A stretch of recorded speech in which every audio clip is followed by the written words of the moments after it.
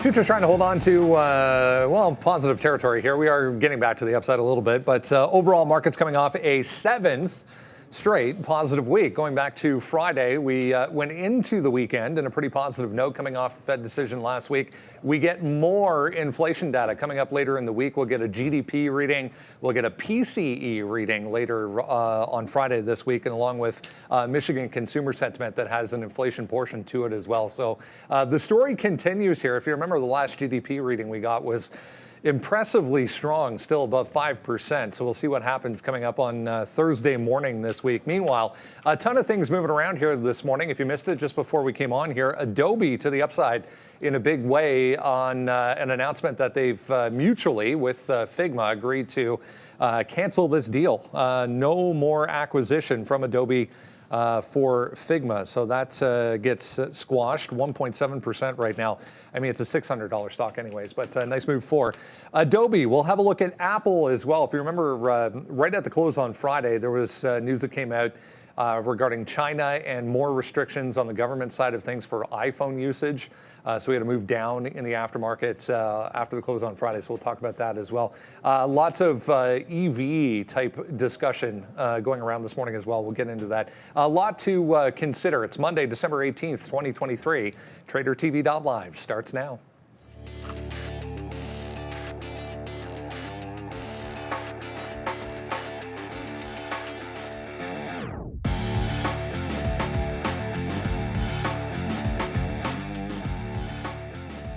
Yeah, there's the overall S&P 500. We are opening within the range, let's call it, at this point. There was some pretty heavy selling that came in on Friday. On the back of that S&P rebalance, we had the final S&P rebalance of the year going into the close on Friday. Uber's going to open up this morning on the S&P 500 for the first time ever after that change happened.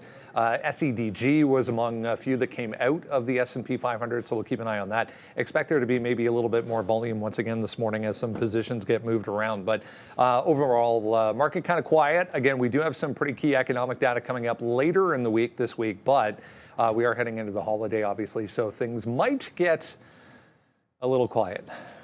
I'm sorry. I'm sorry. It is what it is, man. He's wearing a Bills jersey for anyone that's... It's all good. You can probably hear Neil laughing in the background already. So he's enjoying himself. We might as well just get this over with right out of the gate. Look, we didn't deserve to win. We played like absolute garbage. They dominated. There were a couple of penalties I disagreed with initially, but I don't think it would have made much of a difference. Hey, you got to take an L when the L is there. It is what it is. It is what it is, and I'm wearing it. I'm going to do my Sally up, Sally down. Neil's trying to bamboozle me into doing some other stuff that we didn't agree to, but that's neither here nor there. Interesting week, though, Brendo. Some, I expected a kind of a quiet week, but it looks like we're going to have some good economic indicators and some stories to talk about. Yeah, we'll see how... Hi, Neil. Neil, you'll get your chance, I know. Okay? We'll see how things play out here. But yeah, I mean, all eyes back on the overall market and some indications as to how strong the overall economy is. Remember, it was 5.3%, that last GDP reading. So this is the final one for Q3. So it is important coming up later in the week. Okay, go, Neil, go. Get it over with. What? Good morning. Okay, first of all, I mean, look, we got to talk about the markets here for a quick second. I mean, you have Adobe canceling the Figma deal, kind of that deal falling apart just like the Cowboys' defensive line. You've got NIO gap to the upside after a $2.2 billion investment from an Abu Dhabi firm, so they are flying high like my Buffalo Bills are going to go to the playoffs. Other news out there, you have the China ban coming back to bite Apple in the butt. Sort of the same way that Dak Prescott's past of being a choker is biting him in the butt this morning as well, and much more to get to. Brendan talked about this. It's going to be a slower week sometimes on volume, but there's plenty to look at. You've got Affirm going to be in play. We'll talk a little bit about ARM. I just think we're going to have a lot of fun trading this week, and I know a lot of people in the chat are pretty happy to see what's going on in the markets and maybe with those bills. And I look, Fabian has my side on this. So we did agree to the push-up challenge. I simply said that if the Bills lost, I will do it. I've just tried it 12 times and never completed it, but I was willing to do it. If you don't want to do it, it's fine. I know a certain somebody that would rather see squats anyways, but it should be a heck of a lot of fun. Sharif, you're a good sport, my friend. You guys are at least going to the playoffs, so you should be very happy about that. Yeah, no, I was talking to Sharif this morning about it.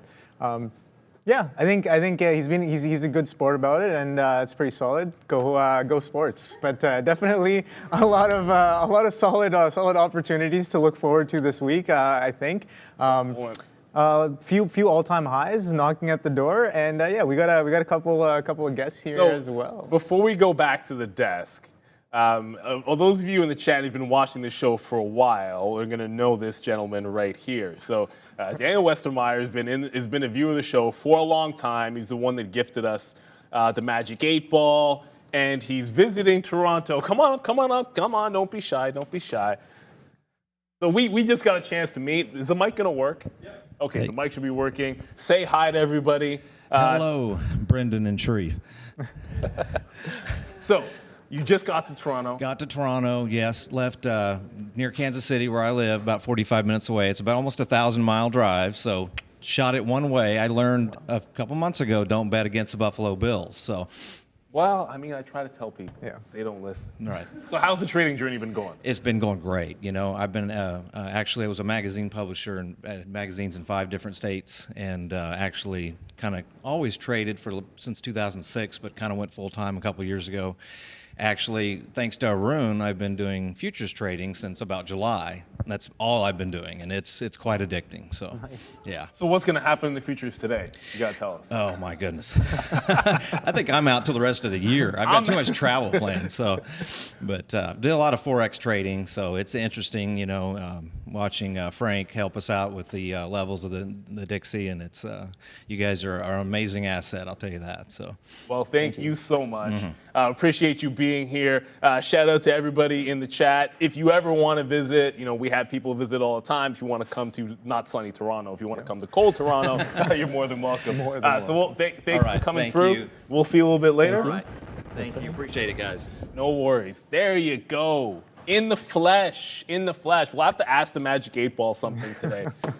Maybe along the lines of, can Sharif do the challenge? The answer probably going to be no, but we'll have a lot of fun with it. I have my doubts. You don't think so? Maybe. I mean, he can do the squats, we'll see. no problem. The push-ups, that's an actual. I'll tell you right now, like the push. I've tried it 12 times. The song's 3 minutes and 37 seconds long. I've never gone past 1:37, so I can't even get halfway. Is this happening today? Oh, it's happening today. I'm willing. I might join in for maybe a couple sallies up and sally downs. You'll do it. Obi is going to join you. Let's take a vote. How about that?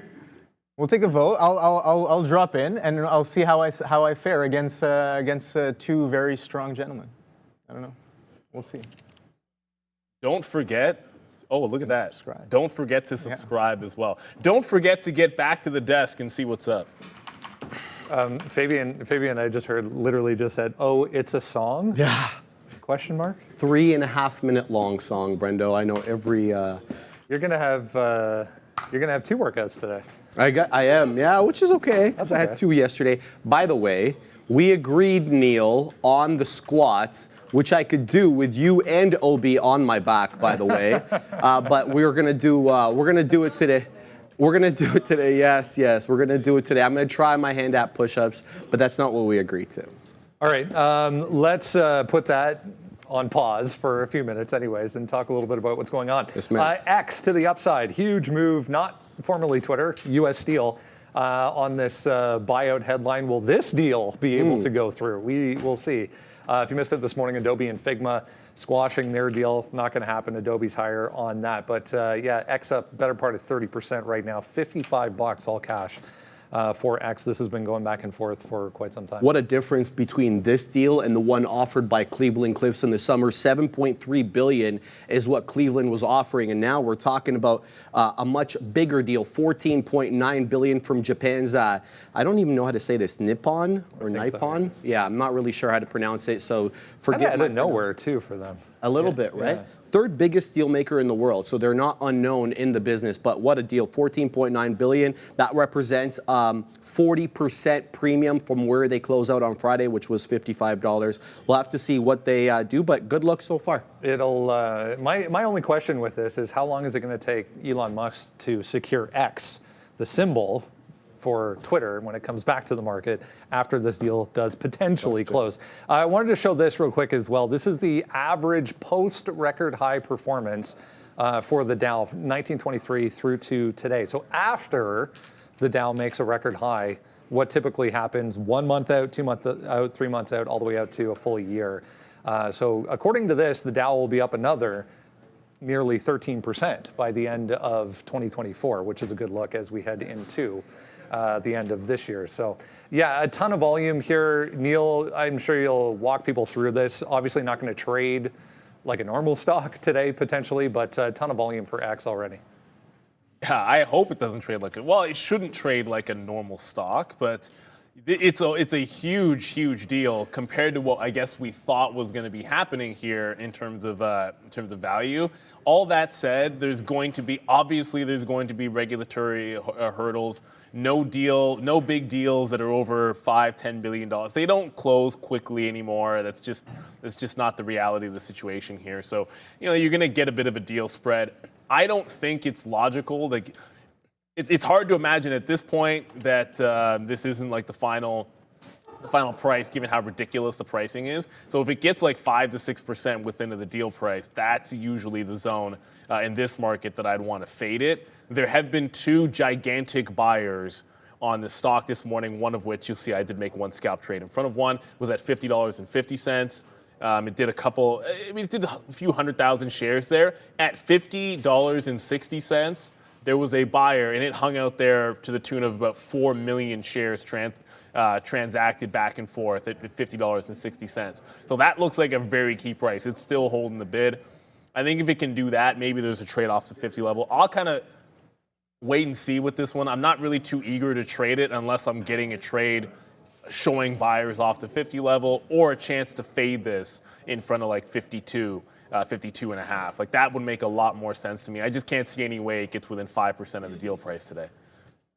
Yeah, I definitely like this look here. Neil and I were talking about what the potential move on some of these buyout rumored, and then when the bid kind of increases as well may be. But yeah, no, today very distinct action off of that 50. Neil astutely pointed out some large players in this consolidation here. So yeah, going forward with the deal being in and around 55, we'll be watching this price action. A lot of reference prices here as well, 50, 51.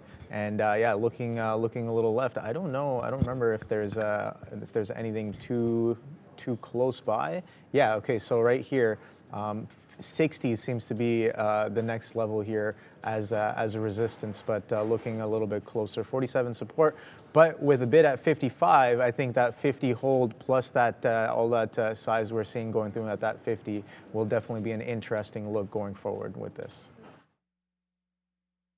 All right, a couple of other things worth a note here this morning. Roku downside to the tune of, yeah, it was a little bit more than I thought, actually. Yeah, 2.8% here. Not a lot of action as far as price action is concerned, but this was very negative going into the weekend. Another 2.8% here on a downgrade. There's Affirm as well on a downgrade, down significantly this morning. So a couple of individual movers to keep in mind. Yeah, and 2 downgrades here for Roku, Brendo. Moffett-Nathanson with a sell and a price target of 66, as well as Seaport Research cutting it to sell from neutral. So they were already covering it there, but Moffett-Nathanson just initiating coverage with a sell. Tough look. I really haven't had a look to see why they're downgrading it on the day. No reports yet from the analyst, but we'll have a look at that. We'll probably cover it as the day goes on. I mean, Affirm is, we were talking about it a little bit on Friday. It's been just such a rocket ship. Obviously, there's some profit taking happening. Worth a note here this morning as well. There's a couple of analyst notes on Micron. They are actually reporting this week. There's a few earnings reports coming up this week that are notable. Micron, there's FedEx. BlackBerry is another one I saw. So earnings season's still kind of grinding along here, but worth a note here for the chips. Yeah, certainly. You have a few names this week that we actually, are going to be interested in for earnings. Maybe people don't care about BlackBerry. I'll be watching that stock because it still has some squeeze potential. But of those upgrades and downgrades that you just mentioned, of a couple of those movers, it's Affirm, not Roku, that I'm the most interested in. If you watched last week's show, you kind of know how both John and I were talking about this stock and shorting it in the afternoon. I mean, the 45 level showed you Thursday resistance, Friday a little bit more tricky through that level, but once it failed it for good, you did see it completely flush, ending up right at the $44 even level. Now, guys can see this, like the key price to me is almost the 43, and you didn't quite get there on Friday. But on Thursday, 43 wick bottom where it bounced a couple bucks. And you go back the day before that to Wednesday, that was dip support in the afternoon at 43. You throw back to the beginning of the week, and you had a 43 top. So underneath 43 just feels like that's the zone I want to be thinking short on Affirm. If it can hold 43 again, it has a chance to go back up and maybe turn green on the day. But underneath that gap, I'm just thinking retracement to 40. So it's got a lot of room to be able to get down there. You got 40, the obvious breakout price, going back to that same Wednesday, and then 39 with support. Every even dollar down there is going to provide you with a level. But when you make a break of a support level like that, I'm just looking to be short back into that previous support. So Affirm already down 5%. It's been a ridiculous run for Affirm on the daily chart here. So it's not putting that big of a dent on this dip. You could be all the way back in the mid 30s, high 30s, let's just call it here, and you would still have a pretty decent upward trend and just a garden variety pullback relative to the move you've seen on the daily chart. So I'm looking for the fade today on Affirm. Upgrade, downgrade didn't matter, was feeling that way at the end of last week. Yeah, I think that's something to watch. Is definitely looking for that fade back into the trend. And yeah, Neil, that trend is very, very strong. And take a look at where it's coming off of here. Kind of an earnings, another one of these. We've been seeing a lot of these kind of happen where you have a decent earnings report and you consolidate for about a week or two, and then price holds above that consolidation range and starts to trend. And we're seeing that Affirm kind of doing that same thing since what is this, November? So early November. November 10th I have here, November 9th as earnings day 1 and earnings day 2. And you can see that these prices held quite well before coming all the way up into here in the 40s. So yeah, with a little bit of a downgrade, we're getting a gap down coming into Monday. But looking left, we do have all these levels from the past couple of weeks where the bid did step up. So I'm curious to know whether some of these support levels will come back in. 38 kind of looking a little distinct here as well. Let's bring in, hey, there's Obi. Let's bring in Michael Moss, CMT over at Trade Ideas to kick off the week as we head towards the holiday week coming up next week. As we mentioned, still some notable, not only headlines to get through this week, but some notable potential movement. Michael Moss, I'm trying to talk it up here a little bit because it might get a little bit quiet as we get towards the end of the week. You are very much on that bandwagon by this point. Yes, I think we may be in for a pause. Well, something to hype up, I guess, for the end of the week is I'm going to do a whole set. I've already got my Friday thing planned. I'm going to do a whole thing at the Santa Claus rally, the stats behind it. So there's going to be like 5 nerds out there that's really going to want to stay tuned and go over those stats. But until we get the Santa Claus rally, which is not until next week, I think we're in for a pause. So I just brought you guys a whole bunch of charts for why that's going to occur. So we can get into that here. And this is just the weekly chart with the S&P 500. As you guys know, I spend a long time going through weekly charts. During the weekend, I grab a coffee and go through probably 200 or so weekly charts to get a kind of feel of what I think is happening for the market. Now, when I say I'm going to kind of give you guys a bearish case, I just want to preempt it, like strike this right away and say, hey, I'm not thinking that we're going to crash. I'm not thinking it's the end of the bull market.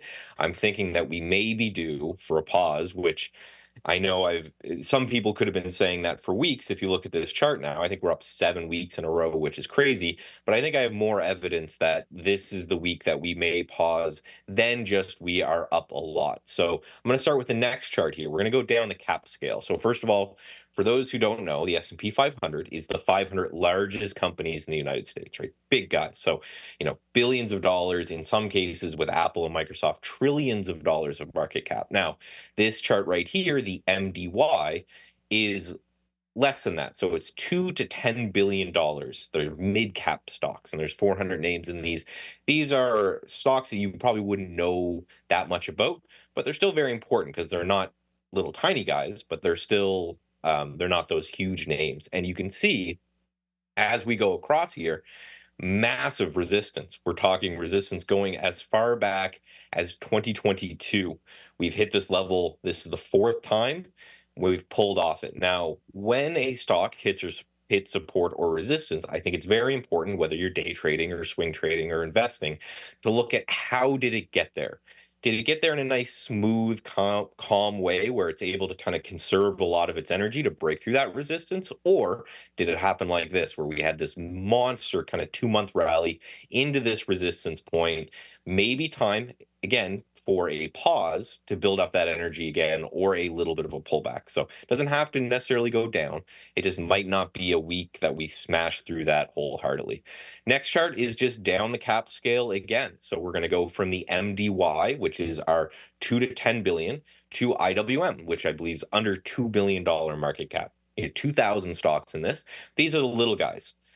Now, yes, it's the little guys, but there's 2,000 names. It's a lot of names to take a look at. So same kind of chart right here. We have this resistance area going through. So we see that this rally is being led a lot by these big tech names. A lot of these charts under the hood haven't gotten going yet, haven't broken out of that range. So next chart here, I've just got a couple more, and then I'll sum it all up. But next one here is the XLV. So this is healthcare. So now we're talking about different industries. Healthcare has been very important because one of the leaders of this has been AI stocks, and the other leader of this rally has been these Ozempic names, and it looks like those are starting to chill off.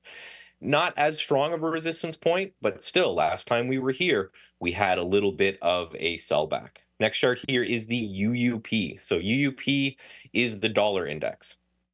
So this is the US dollar versus a basket of other currencies, mostly the euro, but a lot of other currencies in there as well. Right when the UUP topped here, you can see on this weekly chart, that's when stocks bottomed. So as the dollar sells off, that is a little bit of a relief rally for stocks. Now we're coming back into an area that was resistance before, maybe support now. So if we're going to see a bounce in a dollar, again, maybe that's going to be weakness in stock for a little bit, unless you guys think we're going to smash right through here. Next is TLT. So this is our bonds. Not to get really boring and talk about rates, but TLT is going to be inversely related to rates. As rates move higher, TLT is going to move lower. As rates move lower, TLT is going to move higher. We are back up to where we broke down of on TLT. This prior support could turn into resistance. So if that's the case and TLT starts to move lower, that means we're going to get a tick up in rates, which would also potentially be bearish for stocks in the long run. Last but not least here, we have ARKK. This is the ARK fund. I use this as my proxy for, your unprofitable kind of growthy names and how do those look. A massive area of resistance that we haven't been able to get through for a long time. And just like I was talking about with the MDY and the IWM, we got here like a rocket ship. So a little bit of a pause makes sense. Now, this would be absolutely perfect, healthy behavior for me. This kind of bear case or pause that I'm giving you guys for this week. Because, as I'll talk about on Friday, the Santa Claus rally is the last 5 trading days of the year, and then the first 2, I believe, into the next year. So between this week and the week that Santa Claus should show up, it would make perfect sense for the market to pause, because I've showed you that a lot of these sectors, many stocks between the MDY and the IWM, you're talking 2,500 stocks, are at a resistance zone, and they're a little bit exhausted to get there. So it would make perfect sense if we have a rest week this week, and then if Santa Claus comes next, then that's when we end up breaking through resistance. So my game plan is to simply either sit this week out, not do too much this week, or take the time, and I'm sure I'll have some names for you guys on Friday, if I'm right and we do rest this week, then I'll be able to give you guys a bunch of names of strong stocks that are just basing against or under these resistance points that hopefully we can take, again, if Santa shows up next week. So going into what could potentially be a little bit more strength coming up next week, as you said, talk a little bit about maybe why or how you avoid the temptation of doing anything this week. You know, if the plan is, as you mentioned, to be very cautious, make sure things are, not necessarily giving you multiple different indications at the same time. I think a lot of people, in that environment, in that market, tend to struggle with maybe over trading. And that described me, a younger me, I guess, to a T exactly, where there is a kind of perception that if you don't trade, you don't make money, which is true, right? If we are traders, if we want to make money by trading, we have to trade and we have to hit the button. So a lot of this came, I think, just from experience and grayness here in the beard. But what I've kind of learned is that it's best to do other things at this time. Now, the way I look at trading is that the actual act of trading, and I know Neil will back me up on this wholeheartedly, the act of trading should only be a small part of your trading journey. A large part of your trading journey is the stuff you do outside of trading, reviewing trades, coming up with new strategies, going over longer term charts, that kind of thing. So I will be spending a lot of this week doing that, where I'm going to start going through my trades for this year and do a big list of what I did this year that worked and what I did this year that didn't.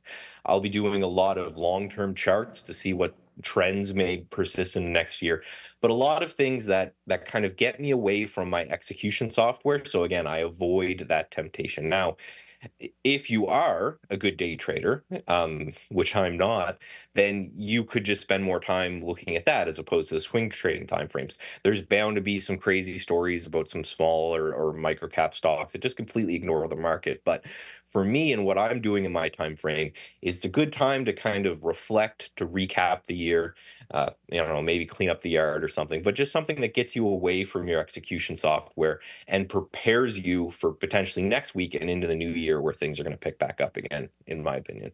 Yeah, well said. No, that's definitely the key, understanding what your strengths are and leaning towards those, especially in these environments.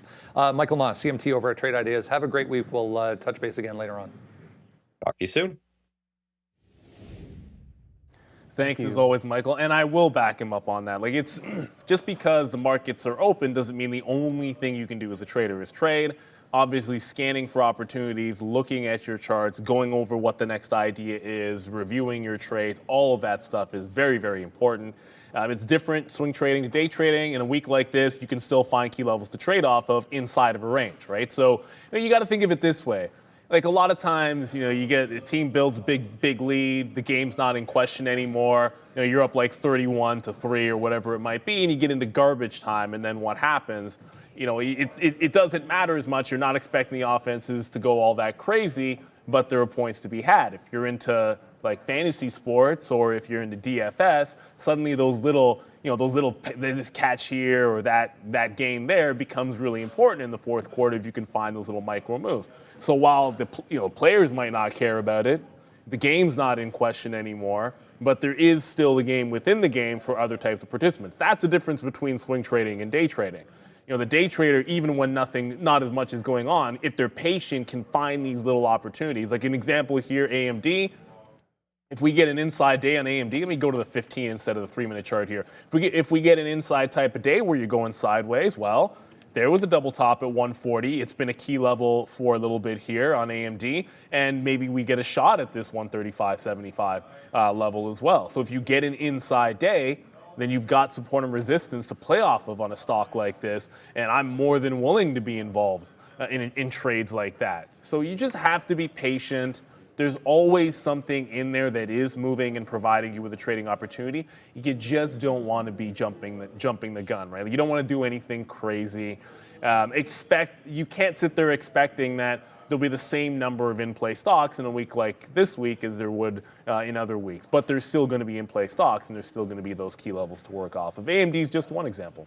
Yeah, no, I definitely agree with kind of having that patience and building that. I think and that's a big part of what I'm learning as well. Is like not the best opportunities don't really come around every often. Like you hear it, but like you sitting here every day and kind of observing and taking shots at different kinds of trades, you definitely start to realize that the best opportunities with the best kind of EV maybe not showing up every day, and having that patience and having the ability to even risk differently and size differently based off of the opportunity that you're presented, that I'm finding is like a skill within itself, Neil, and that's something I think is very important to kind of again, it goes back to being patient and being very planned out and meticulous with your trading plan, and when you're not, clearly it shows. It's just like you're over trading and you're not really getting involved in what your potential really is. So I think that's a big point there to cover. So just a shout out, just one thing in the chat here. JB just posted this in the chat, at Neil Roberts. I'm hoping Sharif has his workout clothes today. Well, I just told Sharif that, and then he yelled out while Obi was speaking, I don't need my workout clothes, because that's how he rolls, apparently. Of course. You don't, okay, that's a little cocky of you, but that's, you know what, honestly. Might walk away with some ripped shirts or something, but like. You're not ripping that jersey, but I will say this, Sharif, you know the jersey looks fantastic on you, brother. I'm just saying, you know it's a lot better than Dallas. I like him as a player, Brendo. I have no qualms with Josh Allen. He's okay. So when's all this happening? I guess on the midday, because it's got to happen right here. So I think they've got to use that camera to. Oh boy. Join the midday. Yeah, we're talking about Don't go futures anywhere. this week, by the way. Futures and algos. All right, let's talk about the market. Speaking of the futures, good segue.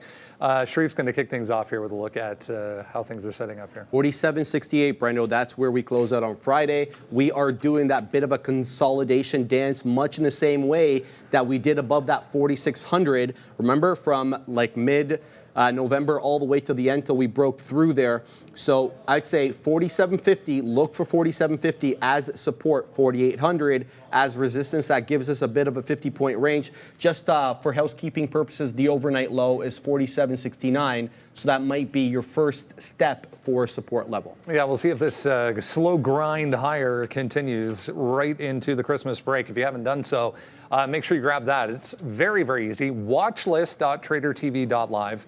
We'll get you there. You just enter your email address, and then you get that every day sent to you for free. You can use that QR code. Just rewind a little bit and grab that QR code. We'll get you there as well. Yeah, NIO, N-I-O, top of the list this morning. $2.2 billion coming through from this CYVN investment, or it's a holdings company, but investment firm out of Abu Dhabi. The second time that they've put some money into NIO. First time was $1 billion. They double down on that and a little bit more, going $2.2 billion now. So a nice pop here for NIO. Yeah, it's been some good news here for NIO. And I got to tell you the truth, I've been quite critical of this company, but they really have picked up the slack and done well. More money, according to this new report here, to keep the ball rolling. $2.2 billion, as you said, Brendo. That brings this CYVN holdings to approximately 20.1% of all outstanding shares in NIO. So we'll have to see how they do. Obviously, they need a bit of money to grow their catalog. Yeah, I was just noting here, 294 million brand newly issued Class A shares right here at 750. So this thing has sat at that 750 area for the past few months. So they're picking up quite a few shares at 750. Not a bad level to be long. Oh my goodness. So like how long have we been watching this stock support that level? It's been quite some time. That said, you know usually the drill here with NIO or any Chinese ADR that gets a gap to the upside, and it's already starting to sell back in. So I can point to you on the daily chart and say, okay, it's kind of obvious here, 930, lower high there at about 915 or so, and say that's going to be your resistance, we'll dump. Well, it already pulled back off 9. So not to beat a dead horse here, but when these Chinese ADRs gap up big like this, a lot of times the play early is to fade it and then look for a dip buy. Now, the dip buy isn't always obvious. First level, 830 makes a ton of sense, resistance into support, maybe an 850 as well. If it breaks both those, I even think the $8 even level. But when this happens, it's already pulled back 30 cents from the top, 50 cents from resistance on a $9 stock or an $8.50 stock. At this point, I'm looking for the dip buy zone here. And part of it is because the stock has been doing absolutely nothing off the bottoms while everything else was trying to rally, and this was just languishing at the bottom. I want to give this a chance to work the long back into that $9 level. So I'm looking dip buy on NIO today. It does require patience. 830, that's the big level. $8 even is an obvious one. 850 is a so-so level. I'm willing to take a couple of shots at this. I don't want to get Rivian'd like last time. Well, it wasn't like last time. It was basically like last week. Usually it goes pretty well, but I thought the same thing on Rivian's gap up on Friday, and then didn't manage to execute well enough. It was a great dip buy long. You just had to be really patient on the timing and then aggressive once it started going. Once it finds a bottom, when something is doing that pullback and trying to fill the gap in, a lot of times it's like the selling is done. You've got to be a little bit aggressive. Take the offer when you get the opportunity to. That was the case on Rivian Friday. Looking for a similar setup on NIO here today. Yeah, I like the setup here on NIO there, Neil. Kind of looking back at it here, we've got this kind of a little bit of like a head and shoulders where price attempted to push past this 11. It got pretty far there, hitting a high of 1680s, but coming back in, some strong selling post earnings, and then just looking at some of these volume bars here, this kind of action here really stood out to me. Post earnings flush, and then this line I kind of had in from before. We've been downtrending off of this structure here, and then you got that nice strong volume to kind of confirm the move. But over the past few days, we've broken out of that trend post earnings, and now we're getting some strong volume off of a catalyst with the $2 billion investment from an investor on NIO. And I think that going forward, this $9 level, again, looking at some of these levels that were marked off with this strong volume that came in the middle of September here, I think some of these reference prices might be something to watch out for. A little bit of a base here at the 8.5s, and then the highs kind of where these sellers came in, being in and around that 1040, 1050-ish area. I'm watching some of these highs as well, 920, 930. I have marked down on the sticky note. Let's see how far NIO gets today. All right, Apple next here. We had mentioned when we came on, we had that negativity come in. Right at the end of the day on Friday, this thing got sold not only into the close, but aftermarket as well. Here we are, session lows already for Apple back to 195.5. Trying to get down a full 1%. This was the note, further bans from the Chinese government for their officials and anyone working for the Chinese government to use iPhones in that country. So that came out, again, Friday after the close. Bloomberg with the first report of that. A few others picked up on it shortly thereafter. So we'll see how today plays out. But relative weakness, to say the least, here for Apple today. Yeah, Bloomberg reported this initially in September, and it was widely, repudiated by the Chinese government at the time, who pushed back on the report, saying that they had done no such thing. In response to that, Citibank, Citigroup, whatever, did a little bit of an assessment there, and basically they're saying that this is going to barely move the needle. So you might have some short-term selling. They're saying basically the government entities in China account for less than 1% of overall total revenue in China. So I don't really know what kind of story this is, but Bloomberg, being Bloomberg. They're trying. Yeah. They're trying. I mean, this thing's up huge anyways, as we've been discussing over the past couple of weeks. So maybe due for a little bit of a pullback here, but coming into decent levels here around that 195, 190 area for Apple. Yeah, Apple, and I understand that when we talk about this all the time when it comes to the China ban and ban that's not a ban but is a ban, and how big of a deal is it going to be in the long term, and it's been shrugged off, kind of in a bigger term sense. It's been shrugged off almost every single time, but that doesn't necessarily mean it doesn't come under pressure, at least in the short run. So a couple of things to consider here. Apple just rejected the $200 level last week. So, put in a lower high, had trouble. We're shorting it at the 198 level in the morning on Friday, and it didn't have buyers above that price. It tried to go, couldn't go. So I think that level for sure looking fade trade.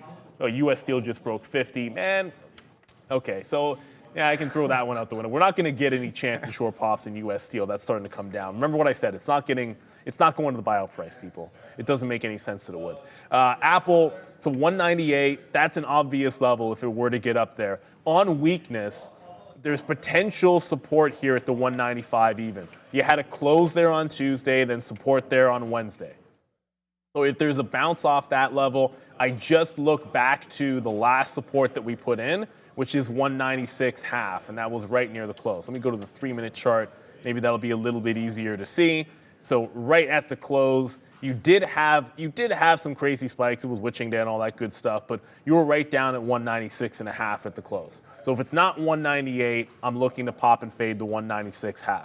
I want to be looking for weakness in Apple based on that news, based on the rejection of 200. Yep. And the fact that if we get a sideways type of day, you don't want to fight the short-term trend and you want to play off the key levels in the direction of the trend. In this particular case, the short-term trend is a pullback off 200 for 2 days in a row. You have a negative catalyst. I don't want to get too tricky with it when it comes to Apple. Yeah, I think that sounds pretty fair there, Neil. Interesting close off the rebalance and what was it? The options expiry, quad witching, a little bit of multi-stack going into Friday last week, and yeah, an interesting close on a few of these large caps. I'm looking at Apple, I'm looking at Softy, especially for a very interesting kind of a close as well. But yeah, weakness off the 200, definitely true there, Neil. I'm looking left here. We saw what happened on the initial push off of the 200. You couldn't even print above 198s for too long, and then you had that strong flush kind of back into the 170s and the 160s. And then we talk about us coming off of this structure as well. When we did break, we revisited that 200. So a little bit stronger this time around as we're coming in for the second time. But yeah, that 200 rejection, definitely something to watch out for. Well within this trend as of right now. But yeah, I'll be watching that 195, 194. You can see some of the support, especially right here, this 192 resistance turns support. A little bit of an interesting level there at 192 as well, only about a few points away from that, well within this uptrending range on Apple. I think I saw. We were just talking about Snapchat, just unbelievable move on the higher time frame, or sorry, 36%. I mentioned 36 price target, but it's 36% still upside here, potential for Snapchat. Look at this chart. I was just saying to Sharif, $9 to 17 plus here in 2 months for Snapchat. More upgrades today. It's up over 60% in the past 6 months, so it's rocket shipping up. Yeah, look, Guggenheim adding Snapchat to the list of buys, rating its price target, or increasing, pardon me, its price target to 23 from 9. Basically on the position that we're going to have increased ad demand and ad sales in 2024, recovering from the austerity that we had this year and into late last year. It's a good look. They also like Amazon to expand its ad sales as well, Brendo. So giving a comment on the digital ad sales in general. So we'll see what happens. We're gapping above this resistance level from the end of the week last week, Thursday and Friday. Got stuck around 1720. We'll see what happens. I mean, not a lot of action here so far. Oh, nice. So Snapple, which is what we call, what's hilarious, I know that's not a coincidence that we did Apple and then Snap, because last week when we did the same thing, I apparently was saying Snapple several times by accident. So good look. Whoever decided to make that decision was fantastic. This is one of the more impressive weekly charts you're going to find out there. So when we talk about stocks that break out key levels, like what is a definition of a breakout? Well, look, when this is not rocket science when it got above $14. It's not rocket science where the consolidation at support was either. And when it starts breaking these levels, look at the trend. Now, it has yet to, this is the first day we're going to get to trade above the first gap level, going all the way back to 2022, that's 16.5. We've already cleared it out. And you actually got you got an up down off that level on Friday, but it held on to 16.5. And now you're gapping higher. I think as long as it holds 17 today, you look for the long. If it fails $17, fair enough. If something like this gets under 17, I just think you don't fight it under that price. You wait till 16.50. But if it can hold on to 17, all systems I think still go. Good volume pre-market. Some of that is going to be some dark pools, but it's got some good relative volume on Snap. So I think it's worth the look today off that 17 level. Just look for that long. If it breaks 17, it's kind of an easy out, and then look for strength above that price again if you can get it. Comp SRX. Yvonne Lendl had a Snap Up commercial from the 90s. Wow. I can't believe, that's the first and last time, well, maybe not the last time because I'm about to say it right now, that Yvonne Lendl is going to get mentioned on the chat. Now you know how, I know who that player is, so I know you got to be pretty old to remember that one, because Yvonne Lendl, like that guy he was a legend, but he was playing against like Jimmy Connors and John McEnroe. You have no idea who that is, do you? I got no idea, but great player apparently. No, he was pretty good. Like I'm listening. He was that dude who was always in like the semis, and he just always competitive, but like he was never like the best player, but he was always like one of the best players in the world. But I don't know. Like I'm trying to think of a comparable, but there really isn't. He was amazing, though, an amazing player. Snapple, fantastic. Oh goodness. No, I can't. If I say Snapple, you guys know I mean Snapchat. All right. I think something interesting to point out here, Neil, is that we're closing strong on the year. I'm just looking at these past the earnings from this year. You can see that every earnings report kind of a strong sell-off, nice little quadunk off of every earnings. And then over the past since November, we've pretty much broken all of these prices of all year and trending up here on the Snapchat. So I think that's a pretty strong trend when you break out of a yearly consolidation, and then in the last couple of months of the year, you start pushing back towards highs with a very tight bid, kind of propping this up. I think Snapchat may be definitely going on my list for the next couple of weeks. If it's going to continue this trend that we've been having since October into December, I think some of these levels coming in may be interesting, as it seems to be doing higher highs and higher lows for the past few months there on Snapchat. All right, here's another one looking very similar on the daily chart. Bit of a pullback, to say the least, here this morning. Morgan Stanley, the first. I'm sure there will be a few downgrading Affirm coming off what has happened over the past month or so to underweight with a $20 price target all the way back down here.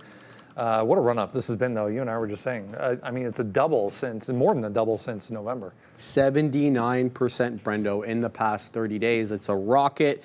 But James Fawcett, the Morgan Stanley analyst, saying as follows: while we believe Affirm is executing well amidst its goal of becoming a more meaningful player in the payments landscape, at $44, we believe the market has gotten ahead of itself. They're basically saying that they're going to have to compound all their gross merchandise volume at 20+% per year for the next 10 years to justify the valuation, Brendo. So might be a little bit rich at this point. Yeah, too far or too fast, maybe. Tesla, just saw a note here, RBC Capital lowering their price target on Tesla this morning to 300 from 301, but keeping an outperform rating as well. Not much happening so far, though, guys, for Tesla.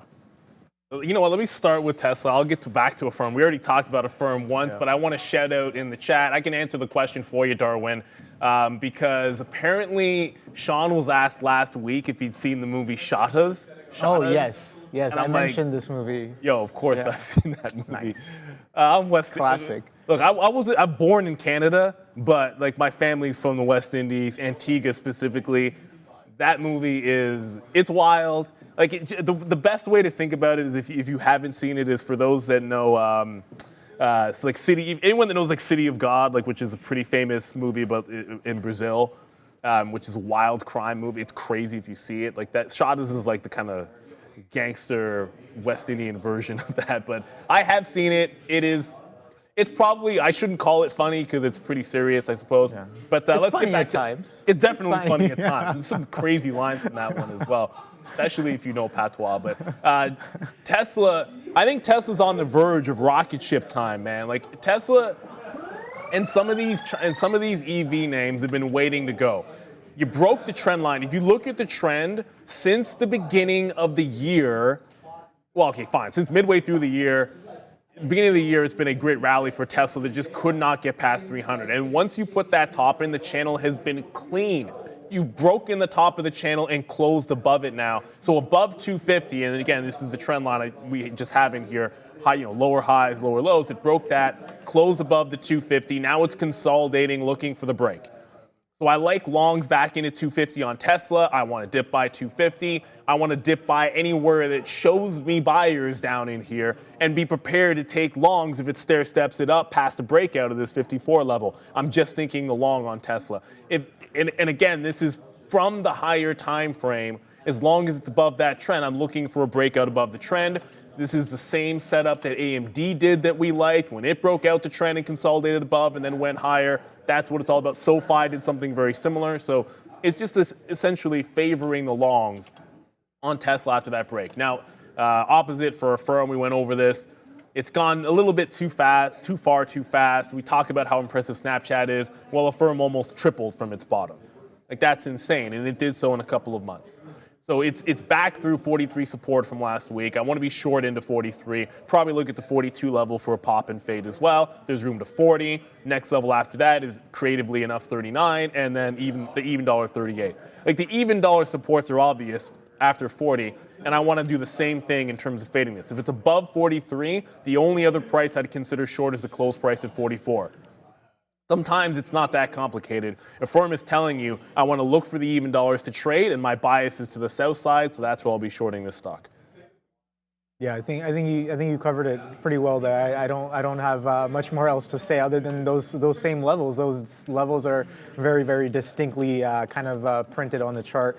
That 43 definitely. Now that I'm noticing a little bit of resistance and trend support, and we're coming back down below that. And we pointed out that 38 level as well there, Neil. So yeah, thank you.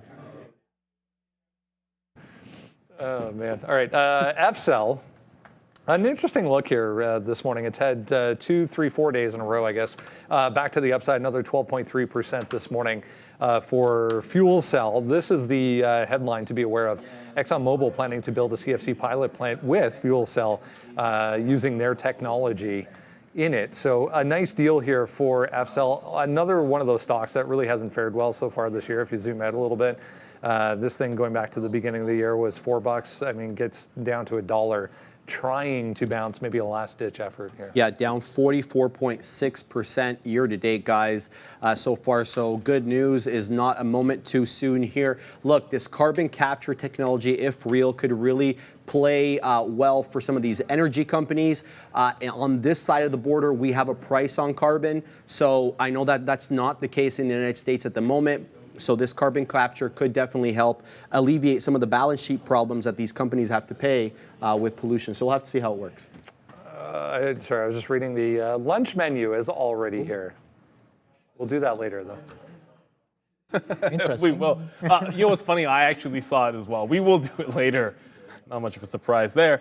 But FCell, it's 17.5% short float. Let me just double check. I hate when I get it wrong, so you guys know how I am with this. I don't want to confuse it with Snapchat. Okay, yeah, 17.5% short float's a part of this story, to be sure.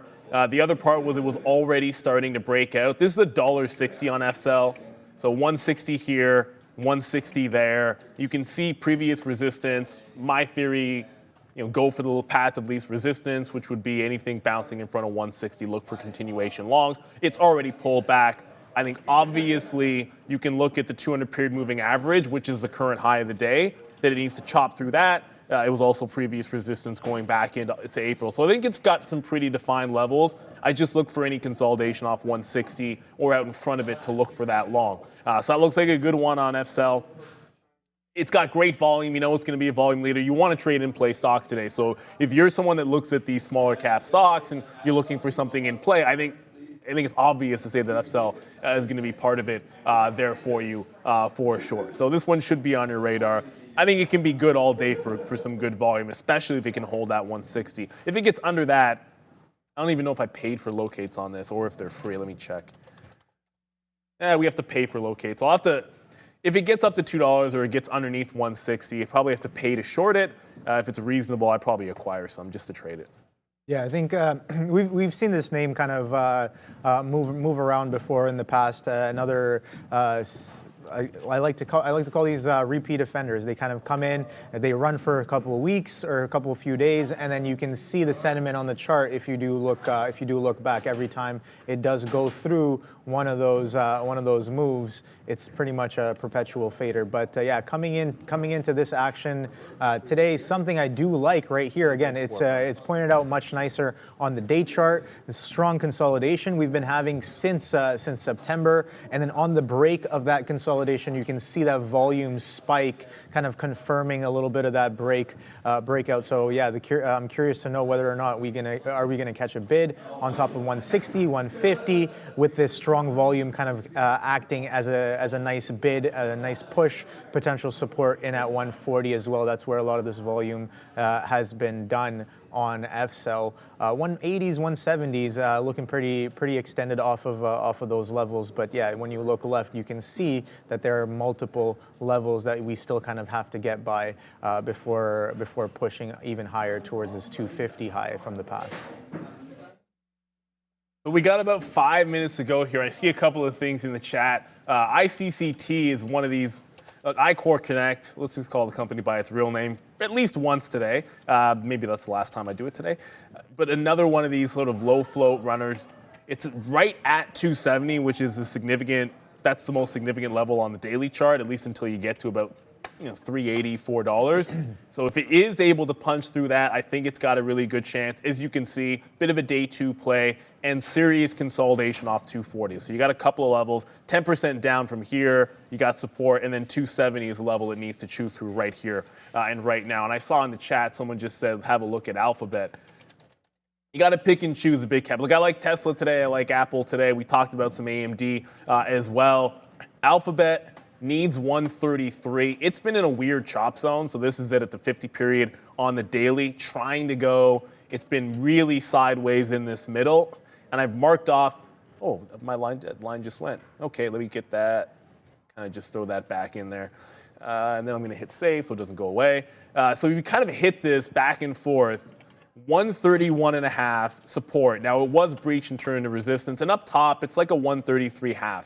So it's got a $2 range, very similar to AMD in some sense, that if you get an inside day, I think you're waiting patiently for the top of the range for a fade. Probably needs to break 34 before you think about any breakout longs. And then you wait patiently for this bottom to hold out, 131.50. So I think if you're trading inside, I don't really know what I would do with this stock inside of the range. You got to wait patiently for the outer levels. So as we mentioned, AMD is one of those at the 140. I just quickly want to get you guys over to NVDA.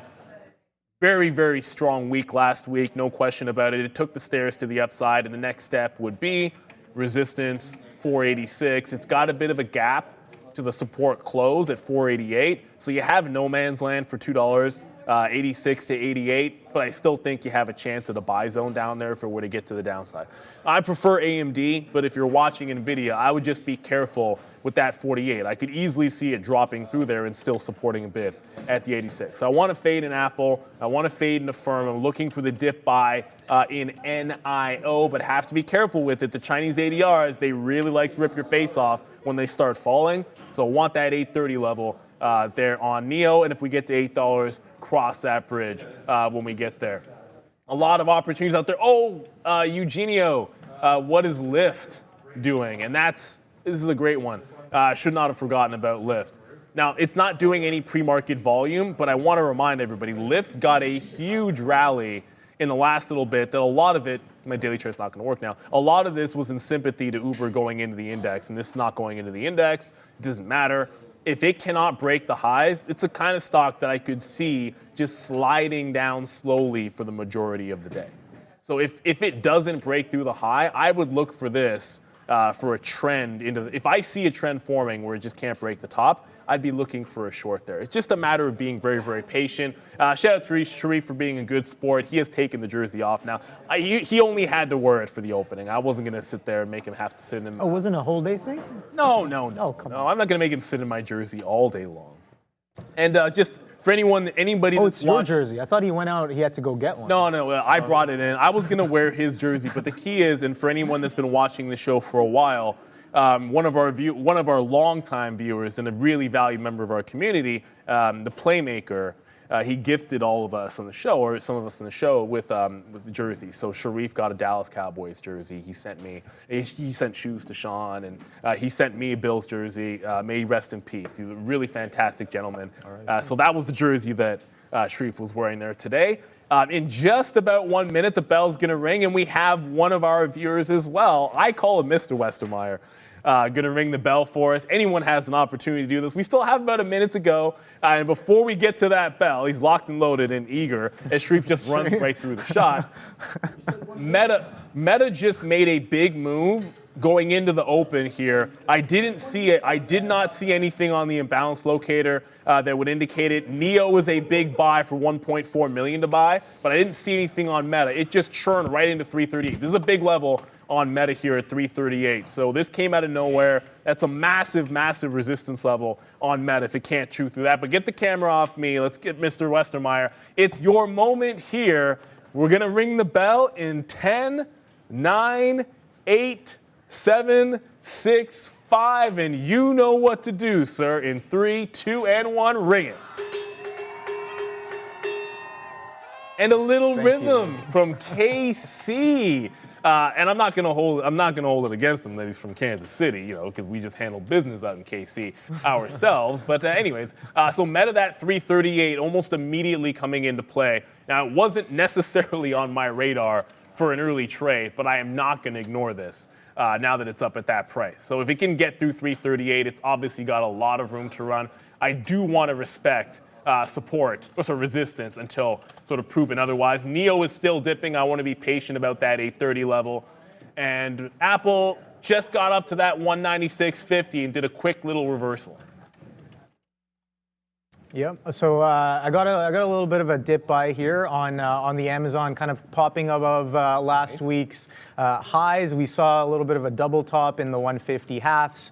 Comes into 150, prints about 30s, and then kind of reclaims that half. So I like that. Also kind of an uptrend on the pre-market as well as the NQ. There goes the NQ blasting up, kind of making new highs off of this consolidation. 16,660s or 16,860s blasting off, and that 151 coming into play here. Let's see how far we can get. 1,000 lots on the ask right there. 151s. Let's see if we can break right through them. We are long 150.40s, Neil. Yeah, this market is really starting to fly. I was just in and out of Apple off that 30 level. NIO just came in to the 40s, so that 830 coming in there pretty quickly. I just grabbed that. I'll get to that in a quick second. But you've now busted through 338. And that's nasty. You busted through 338 on Meta, was not able to get it on the punch. I'll look for a reversal to be able to get something on the way back in here. But Meta, absolutely flying. Sometimes you just got to be able to react to something that happens rather quickly. So NIO was starting to come through on the back end. It's hard to...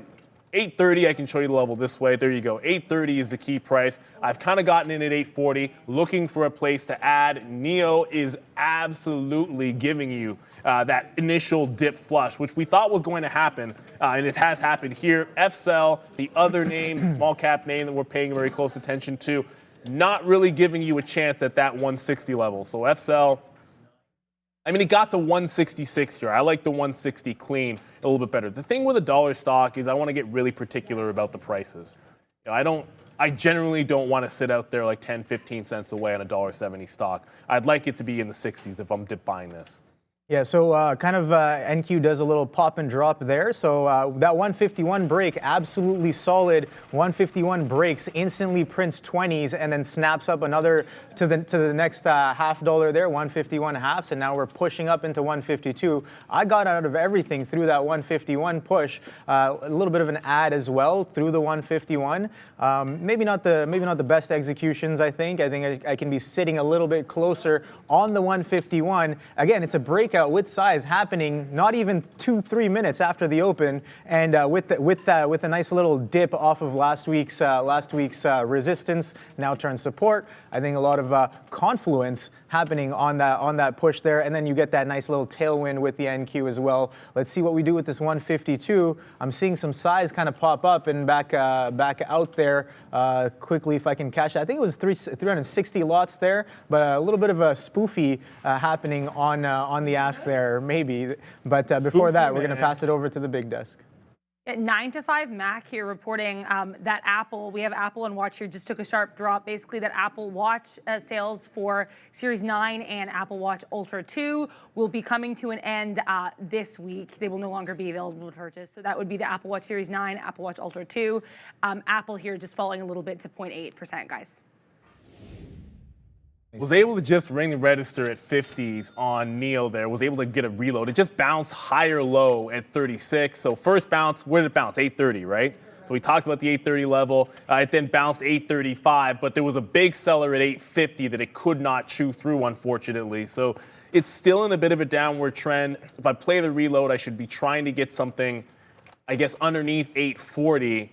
And if it can hold 830 a third time, then we just go for the reload. You're going to see Meta kind of came out of nowhere right at the, and just shout out to everyone that was yelling this one out. I didn't see an imbalance, but just give me a break, Meta. 340 already. The size seller at 340. Execute first, explain later, Neil. So anyways, there was a size seller at 340. Now 700,000 shares, 70,000 shares on the offer, 75,000, let's call it. So I'm quick in and out. It was a 338 breakout on Meta. Immediately went like 70 cents in the money, took some out there, and then you get the move right into 340. So sometimes it happens real quick, man. But when it does, just sort of power up, make the trade when you can. If it goes for another dip off this level, I still want to be favoring the long. And Affirm just came in because obviously if the market's going up, then you might get some shorts in there. So that 42 level. First look on Affirm for me was short 42. If it cannot hold this level, 42.5 as well. But do not want to fight this too hard. The initial first win is going to be to that long side. And we'll see what happens with NIO. But that was pretty easy money once Meta started to go. Super, super strong stock. Yeah, so we did pass that 152 real quick. Comes back in for a little bit of a dip. I get long. I think it was in the 80s. 80s or the 90s right there, and then when it comes right back in, quick stop out. Looking for a little bit of a dip buy that's going to hold on to this 152. Maybe that might have been it. Got chopped up in that move there, but 152 holding quite well. NQ kind of holding above this pre-market consolidation, and there goes the 152. Stops us out and kind of continues without us. That's perfectly fine. Going to be waiting for that next trade. 152. Neil, this is going pretty crazy there on that first push through 152.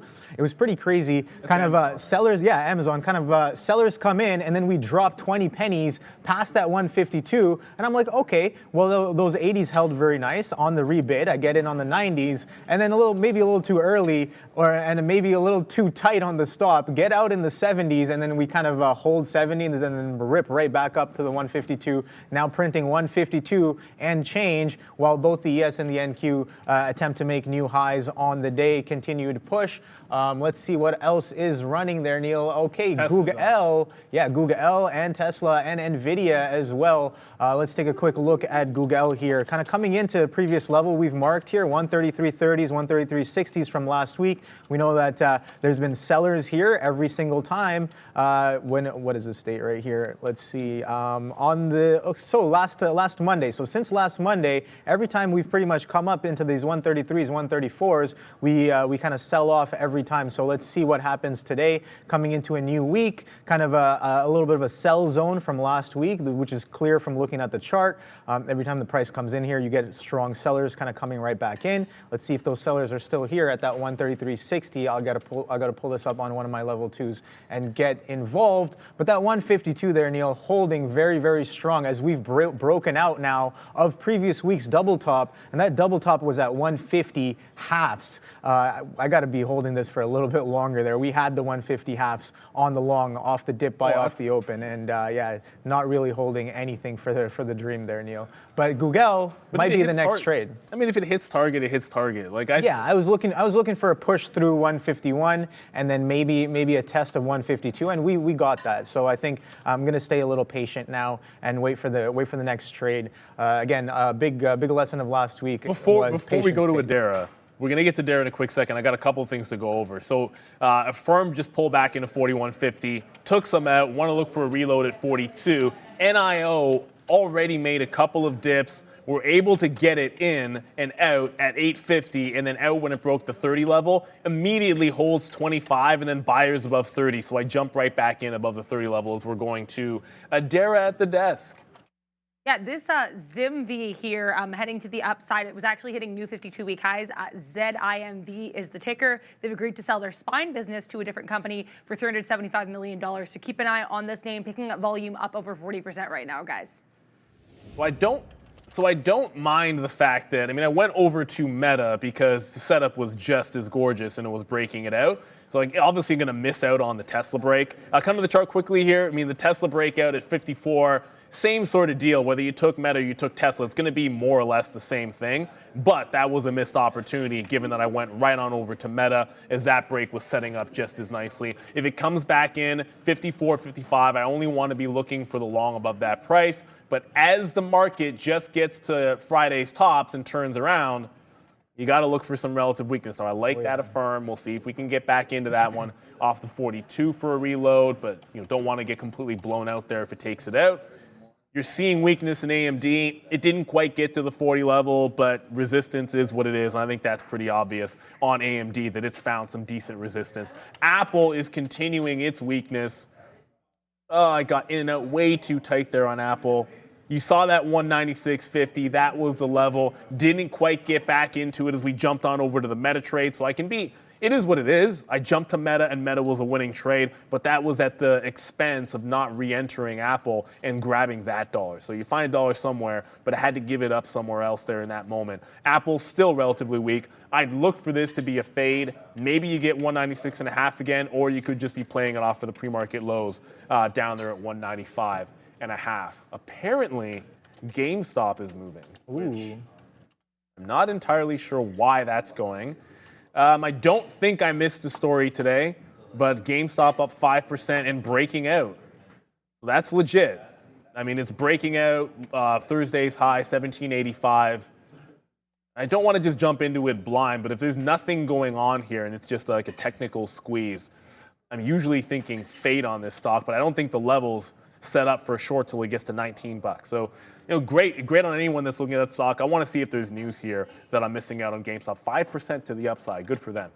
Dip coming in here for Tesla. Let's see if there's a place to join this, what I think can be a good rally since it's made the technical break on the daily. Yeah. So okay. So yeah, we get. I'm watching the Google here kind of exercise that idea. Maybe a little too low down here in the 20s, but the idea is to kind of short underneath that day high. So I did give it just above to the previous high there. Get stopped out as we're pretty strong, pushing into 134. So that idea, got to toss that out the window there. But before that, we're going to go to the big desk with it. And Netflix up here, definitely of note, up above 2.5%. No news on this one right now. It did have a good week last week in terms of news with regards to projections that it will surpass Disney's ad revenue for next year. So keep an eye on Netflix. We'll keep an eye on any news there, guys. Nice, yeah. Netflix definitely doing some moves over the past couple of weeks there. But yeah, going back to Google here, it's pushing quite strong off of last week's kind of levels here.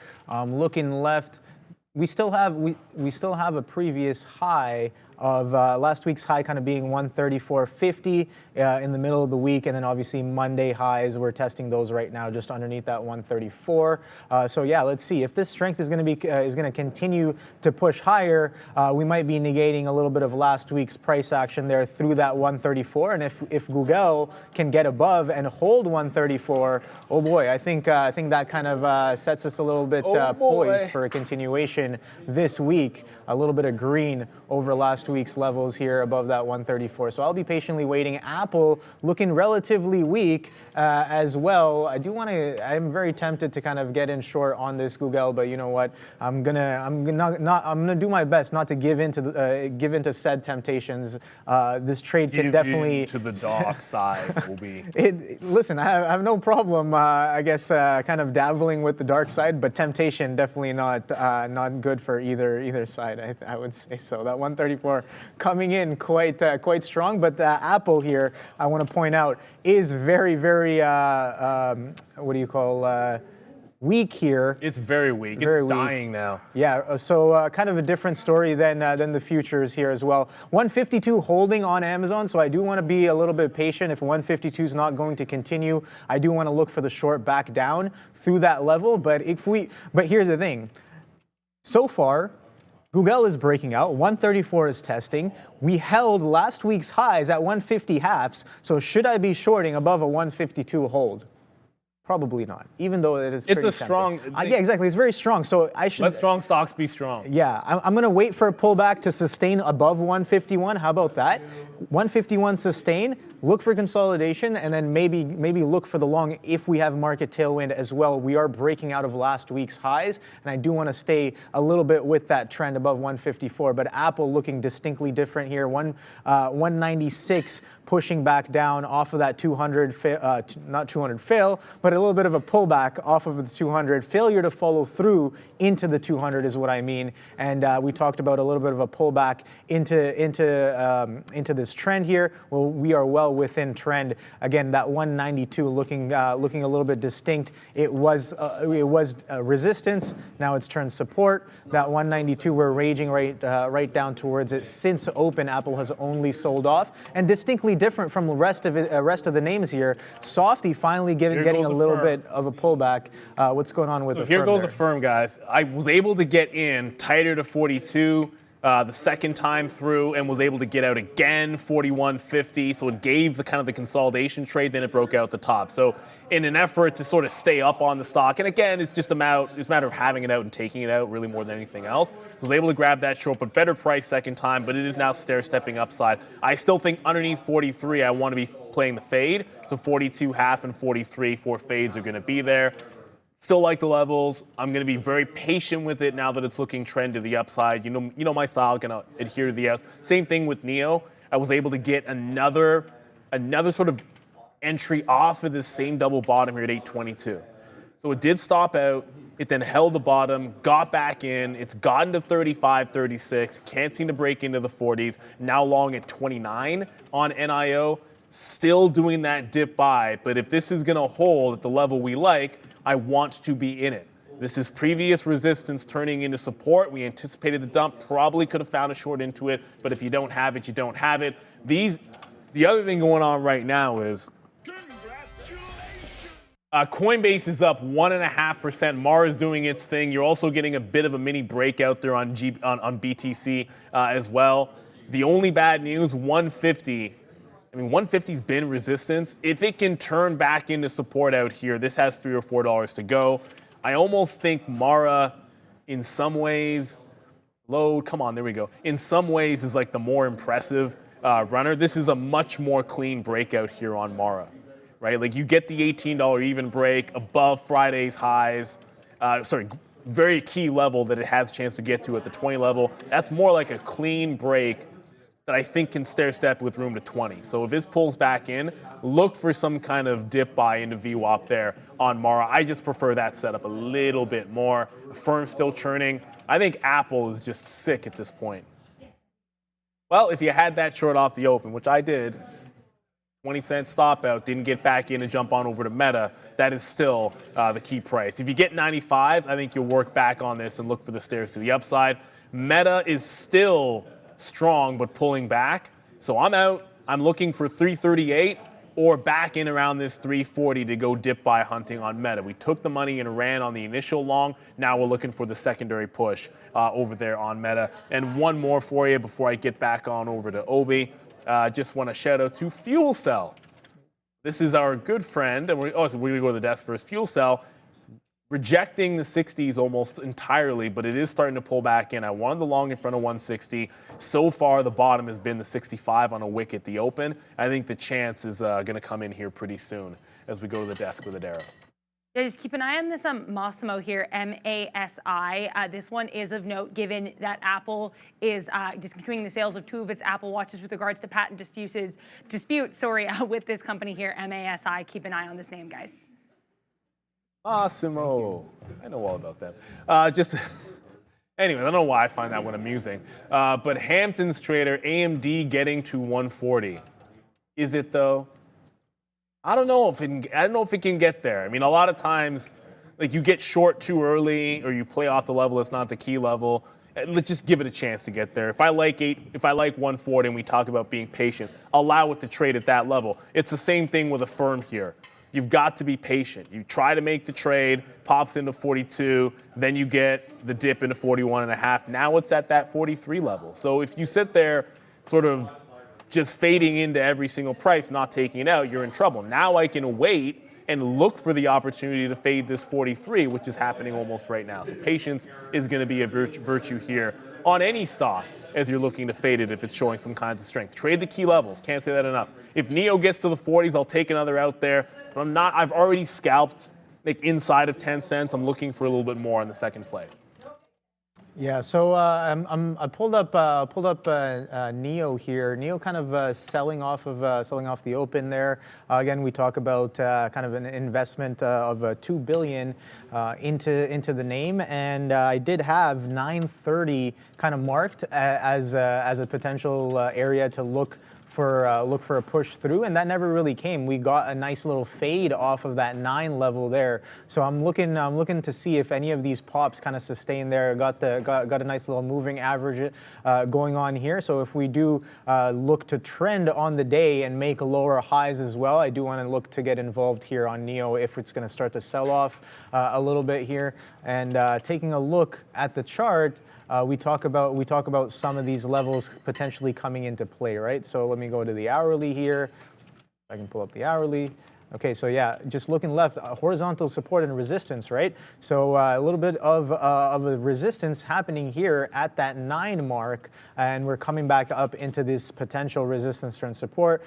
Some of these prices are earnings prices here, earnings day 1 and day 2, and we're holding above both of those prices on top of the, what is this, 820s-ish area. So we're holding a little bit of a bid here on NIO, so maybe potential for a dip buy. Didn't really get that 920, that 930 for a push off the open right away, but you know what, that's perfectly fine. It comes back and dips into previous resistance here, so maybe I'll be watching this tape a little bit closer for a potential hold on the bid to take this long to the long side. Again, decent catalyst there. Let's see whether or not the bid actually comes in on NIO off of that. Everything else pretty strong here. Getting stopped out of my Google once again there, 134. Not really holding too well. So you know what? I'm done with the short on the Google. I think 2 times is decent enough. And another thing to mention there, Neil, is Apple is starting to catch a little bit of a bid. It's been quite strong off the open. Yeah, not too much, but a little bit of a bid. So I'm curious to know whether or not some of these other tickers that have been blasting off the open maybe look for a little bit of continuation here. But something funny is that Softy coming back to the downside as well. So let me pull that up so we can show you guys. Softy attempts to push up off the open. Can't really get too far, well within the range. Again, I talk about how Friday's close was quite interesting there on Softy, and coming in today, we're well within that range here. This range being 367 and change, and the high 372 and some change, and we're well within that range here. Again, that rebound close kind of happening there and pinging both sides of this range here, and it's interesting to me that we kind of hold well within. And Neil said Apple 195 just came back. So yeah, a little bit of a bounce. You're looking to fade this stock. It's been strong. I'm back into Affirm. I'll get to NIO in a quick second there. And remember, the firm that made the $2.2 billion investment into NIO already owned NIO shares. I think they just they increased their stake by a large amount in Abu Dhabi there. So 195. If it's a stair step up, I'm looking to fade the next step on Apple here. Just grabbed 88s. Affirm also reload.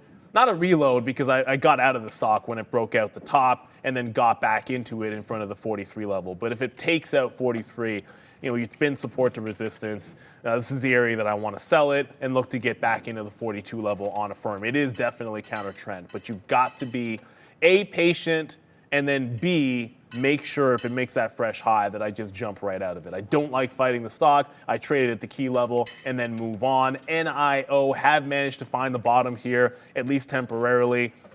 couple of tight stop outs. Now I'm looking for VWAP here, and then we'll hold on to the last quarter for a move maybe back into 860, 870. But you want to ring that register when you can. And a reminder, everybody, you want to make sure you apply while you can to the campus program. So here at Day Trade the World, we're a prop trading firm, but the campus program is back on, and you have the opportunity, if you visit campus.daytradetheworld, to trade real money, gain real experience for free. FREE. This is a free program. You're going to get an introduction into the markets phase 1. Second thing that's going to happen, you learn this platform that we're trading on. Obi trades on it. I trade on it. Sharif, Sean, everybody here on the trading floor trades P-Pro 8. Learn the platform, understand its ins and outs, then get the chance to go into the simulator. Once you're in the simulator, you earn the right to go live. Right? You're gonna get one-on-one coaching, trading strategies, and reading the markets and reading the level 2 and all that good stuff. Once you go live, you still get that one-on-one coaching. You will be in it for a matter of weeks, guaranteed.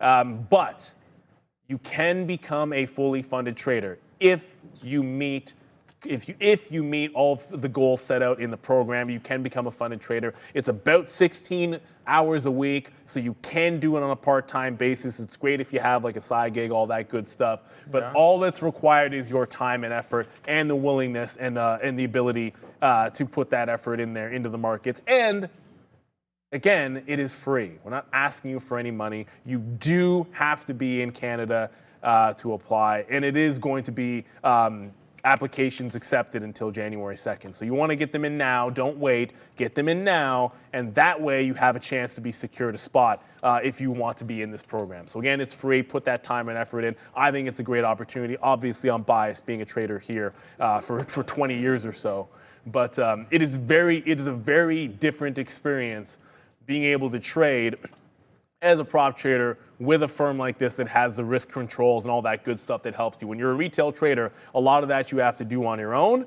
When you have a firm like that behind you, it gives you that opportunity to sort of feed off of the program that's worked for traders for a couple of decades. So you can scan that QR code below, or if you're old school, just visit the website like I would, campus.daytradetheworld.com. So going back over to Apple, I want to give you up, Apple, but you keep letting me down.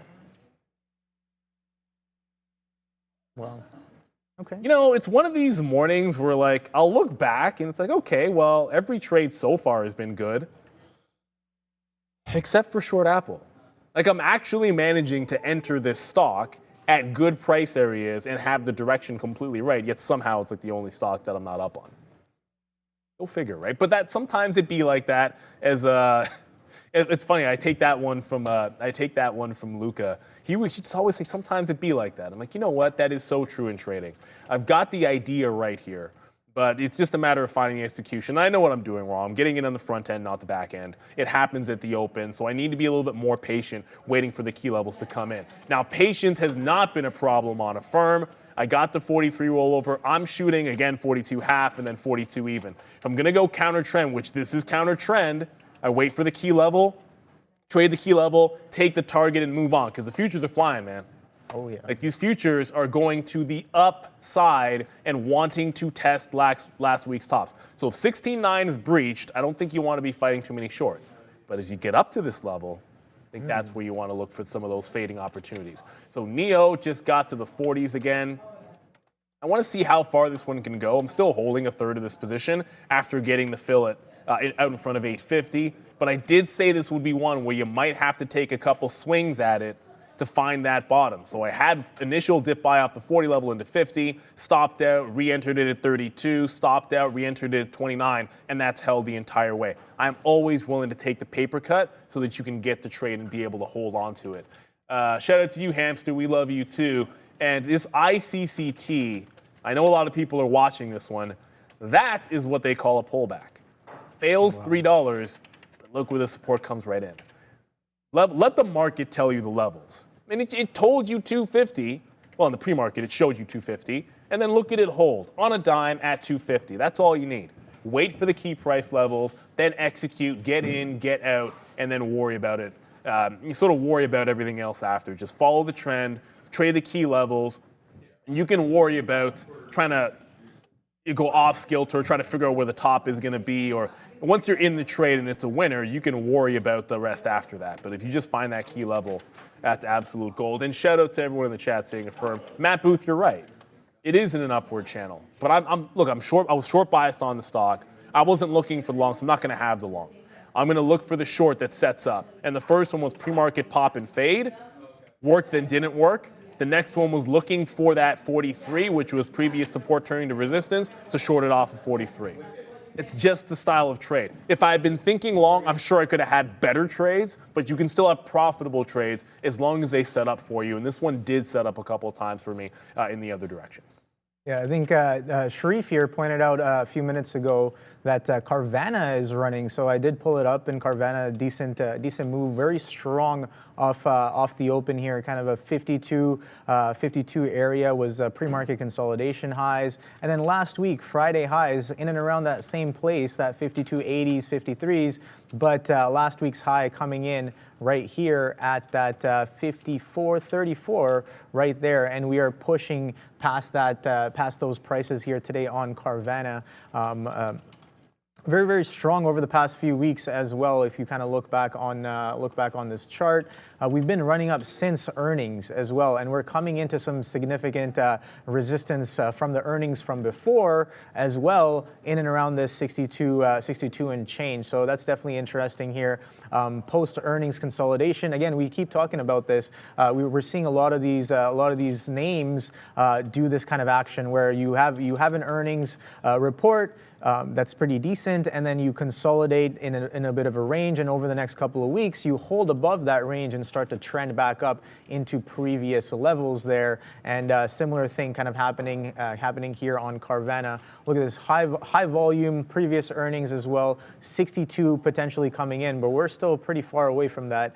Again, I think this name is a decent look there. Another kind of a meme stock, but it definitely has a decent amount of interest involved in it, and we're getting a very, very strong bid off of the $50 area, which was a support last week as well. So a bit of continuation happening here along with the rest of the names in the market here. Google continuing to run, the NQs pushing for that 16.9. So as Neil said, I do want to stay a little bit patient and as nimble as possible here on some of these shorts going into these highs, 16.9, and we talked about the NIO potential dip by there, and that I guess that came in 820s, held very well, and now we're pushing back towards these highs. But again, I only have what's that? You just got to do it. So you ever seen Starsky and Hutch? No. I've heard the title before. No, there was a new. So first of all, there's actually a new version of Starsky. Okay. It's an old show, but one of the best lines in that is "Do it." Just do it. Just do it. And you don't just do that when you're trading. As long as it sets up, you do it. Right. But I've made this mistake, and I made the mistake on Rivian last week. Anyone watching the show knew it. I was looking for the dip buy.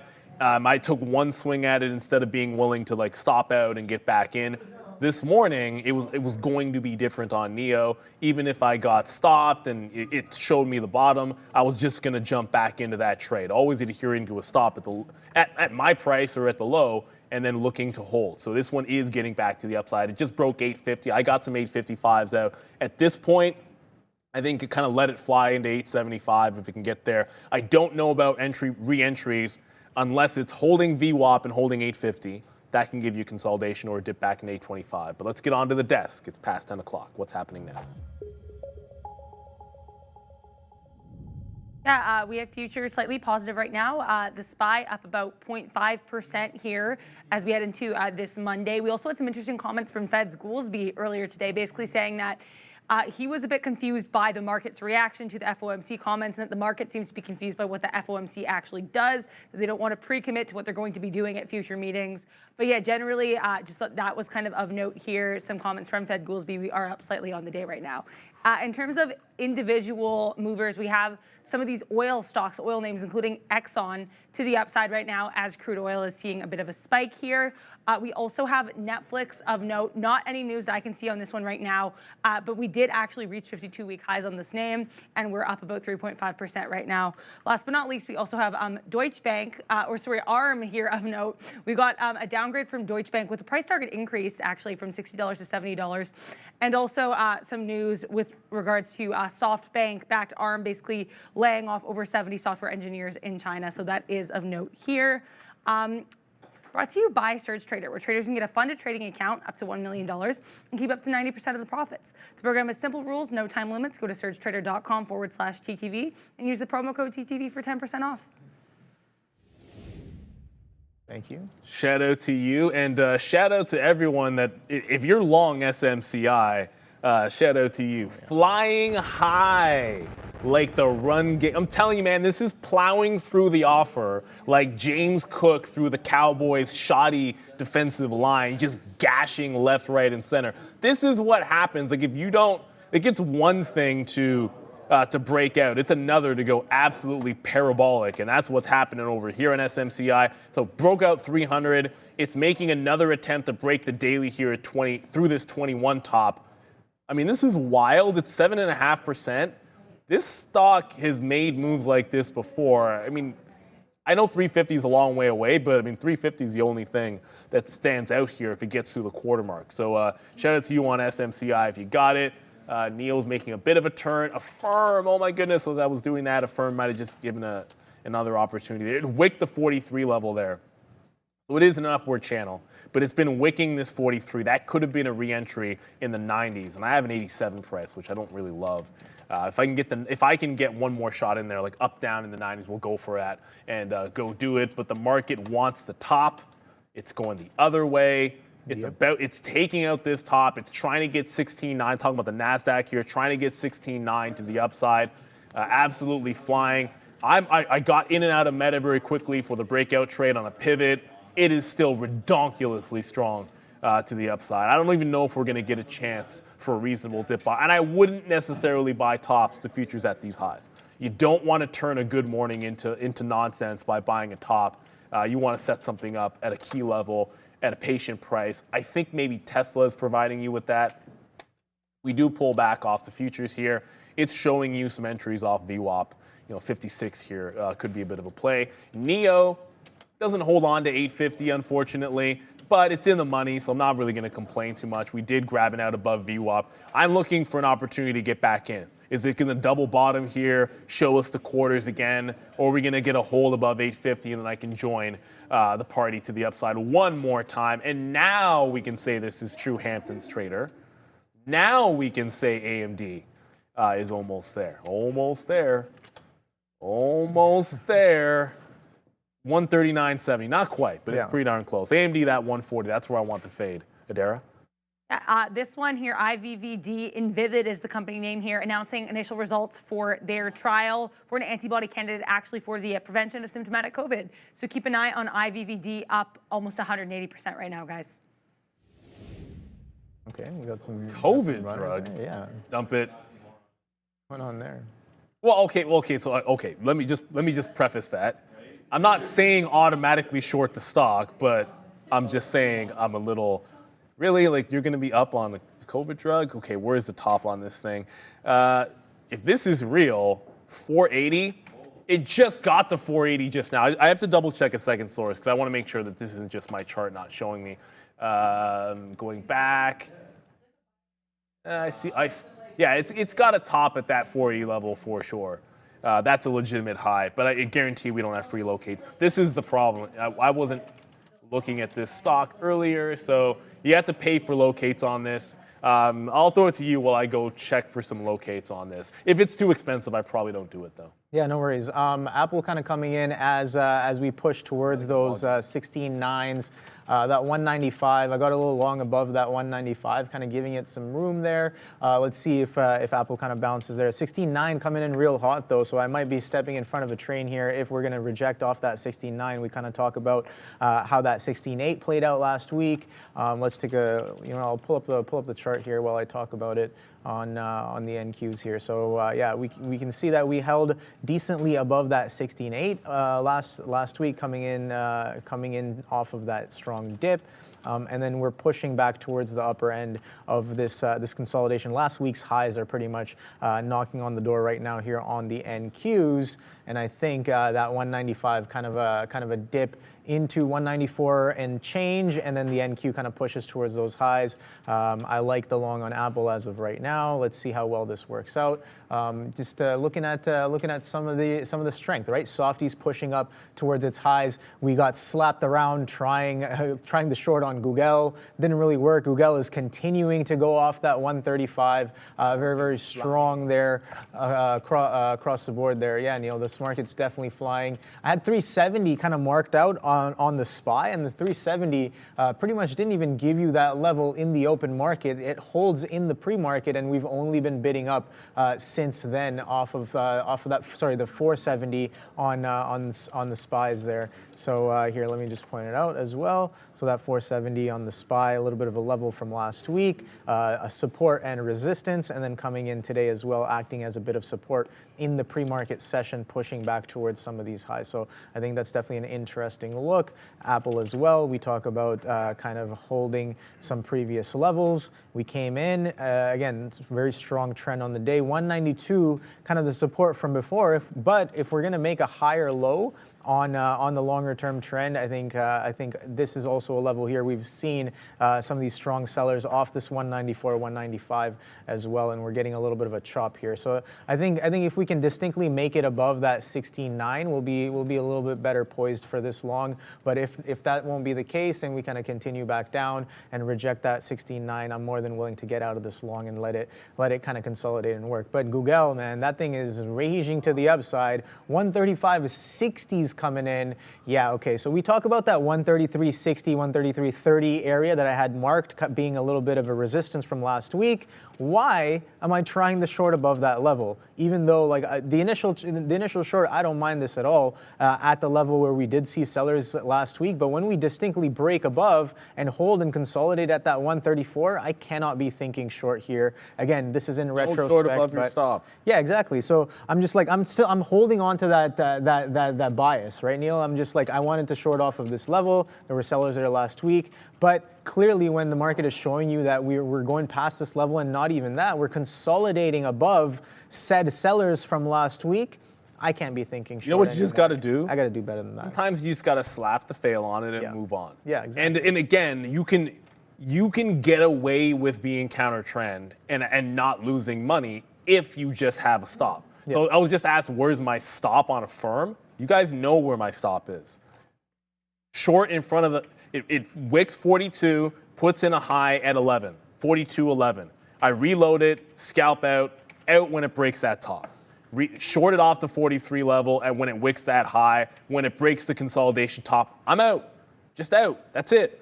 You know, you can't fight it. Just get out. That's the only thing you can do when you're wrong. There isn't another action. There's literally nothing. Okay, fine. Like, you can hold on to it. You can do other things. It's just you don't want to do other things. At least I don't think you do. FSL, this kind of feels boring. I don't know that I love this as much with the market flying. It's trying to hold these 60s, and it's showing support down there. It's just, I don't know how great that's going to look. Apple is still weak, man. Oh, yeah. I waited for it to show a little weak. I'm like, okay, if it gets back to the 95, show me a top. And now it's shown me a top at 195.25. As the market continues to go, we're back underneath 16.9. So, all right, beak will be, all right, I'm going to wet the beak, which is enter here at the 80s. Because there's somebody who was just holding 85 on the bid and then just broke. So I grabbed some 84s there. I probably could have got 87s if I waited. And then if it gets above 95, I'd look to add something at like the 10s. I want an average price of 95 if it were to break the quarters. So I want to be out if a quarters break on Apple, but I want to make sure that I have a reasonable risk. I kind of want to be risking about 25 cents there if I get a full position. Don't want to get jiggled out of it this time. So a bit of a different style of entry into the Apple short. I think, yeah, waiting for Affirm at 44 DJK makes sense if you favor the short. Just allow the strong stock to get to a bigger price if it's going to go. SMCI, what can you even say about that stock at this point? Whoops. SMCI. You can say it right, then type it wrong. It's not going to work. But it is starting to pull back. 325, kind of an obvious price, I suppose, if it broke 300 and has 350 resistance. Now pulling back off 25. I mean, whether it's the quarters or the evens, I think I'd look for one of those to hold if I was looking for a buy zone. But the futures just rejected 16.9. That's why I was looking for an entry short. Apple found one. Affirm don't have one until 44, unless 43 comes back into play. And I look back on over to NIO, which is still holding out at the 850 level. No buyers above 850 just yet, but this is their chance. This is a chance to get buyers above 850 to take it to the 875 level. Quickly grab that. If it gets to 75, I get out and look for the next trade. Still looking pretty good on that one. Meta, given your other strong stock, you got Meta strong, you got Google strong, you got Tesla pretty strong as well, SMCI as well looking pretty good. There has not been a dip that wasn't the 340 level. So you had to go in for the 340. Sometimes when I take a target out, a lot of times that level is a good place for the dip buy if you're out too early. There's a reason why it was a key level on the way out, and sometimes you look for that to come back in. So just a bit of a tidbit. Obviously, I'd be in it if I was quick enough to jump on over to that. But Meta was oh my goodness, the stock is absolutely flying. Is there something setting up right at the open? And the only thing I could find was, hey, breakout last piece resistance, just jump the 38 to the 338 to 340. So that was a last second play that just took the move into the 340. I had not planned for this to be a breakout trade, so I wasn't really looking at it outside of that snap setup that happened in seconds. Yeah, definitely a lot of strength here. Now, reminding me of a Snap there, Neil. Let's take a quick look at what Snap's been up to. We talked about it in the pre-market there. Snapple is continuing its move there, very, very strong off the open. Again, we talked about last week's levels coming into play, a bit of a distinct top happening near the highs there, a bit of a double top as well, 1720s, and then coming into today, you get that little bit of a gap up and consolidation hold, continuation into more of the same here, Neil. This is a very, very strong trend, and then we're seeing more of the same kind of coming in today. Bids being held and then strong drive again. With a little bit of market tailwind definitely helps out there. Yeah, so thank you, Evan11 for the super chat there. I like the little animation you have going on there as well. Gold Morgan saying buy Google and or Amazon. Yeah, you would not have been wrong to buy both Google and Amazon today. Amazon pushing for that 153. I'm watching it as well. I'm like, all right, well, we had the 150 longs, and why can't we hold this for this to come in? No real reason to sell as of right now that I'm seeing here. Look at this trend here. I'm sure if I threw a moving average on this, it would not have negated as of yet. Very strong in the consolidation hold off the 152 as well. So let's take a quick look left and do some checking back on Amazon just to see what levels may or may not be in this area. But oh boy, was that 150 half kind of a double top from last week. That breakout was a sick trade. Came in real clean off of pre-market kind of levels coming in when Amazon dips into them off the open here. So let me just pull up a higher time frame. I wanted to go to the hourly here. Okay, so we got to look way further back. Yeah, I do remember. We're pushing multi-month highs here on Amazon. So okay, there are the days. All right, we'll just go to the daily. I do like to look at the after hours and the pre-market session as well. Yeah, I was looking at. I have Neil. I have lines here from way before in and around 100. I was like, wow, these levels are really stacking up real tight. And yeah, it's funny to see that off those levels earlier this year. This was definitely a decent place. I was like, oh, it's accumulating. Oh, it's accumulating. And I'm like, all right, well, it definitely accumulated underneath that 100 because we're pushing 150s right now on Amazon. But okay, so yeah, we haven't seen these levels since April of 22. Right, these 150s have not been seen on Amazon since April of 2022. So just looking left here, 160 kind of an area. That's a potential next stop here as sellers kind of came in, and then even above that 169, 170 levels before we even can think about testing these all-time highs near that 188. Again, a little bit of I think split adjusted as well, right? These are split adjusted prices. Amazon was trading in over 1,000 before this, and they did a 20-to-1 split after it had tested 180. So we're coming right back to those values. A very, very strong base off of this week. Looks like we're going to be ending off this year, Neil, on a very strong note on not just Amazon, on a lot of these names. And yeah, that NQ coming right back in to those levels. 195 holding as of right now. 136 coming in on Google. Why the hell did I even think short underneath 134? Come on, man. You got to do better than that. Get good. Yeah, Apple's showing some strength. I was just in and out of it again. Once it made that fresh Apple's high right. through VWAP, I'm out of it and looking for the next trade. I still think it's a relatively weak stock, but if it holds VWAP, then everything can change. I should say. Shout out to anybody that's watching some of these rocket ships.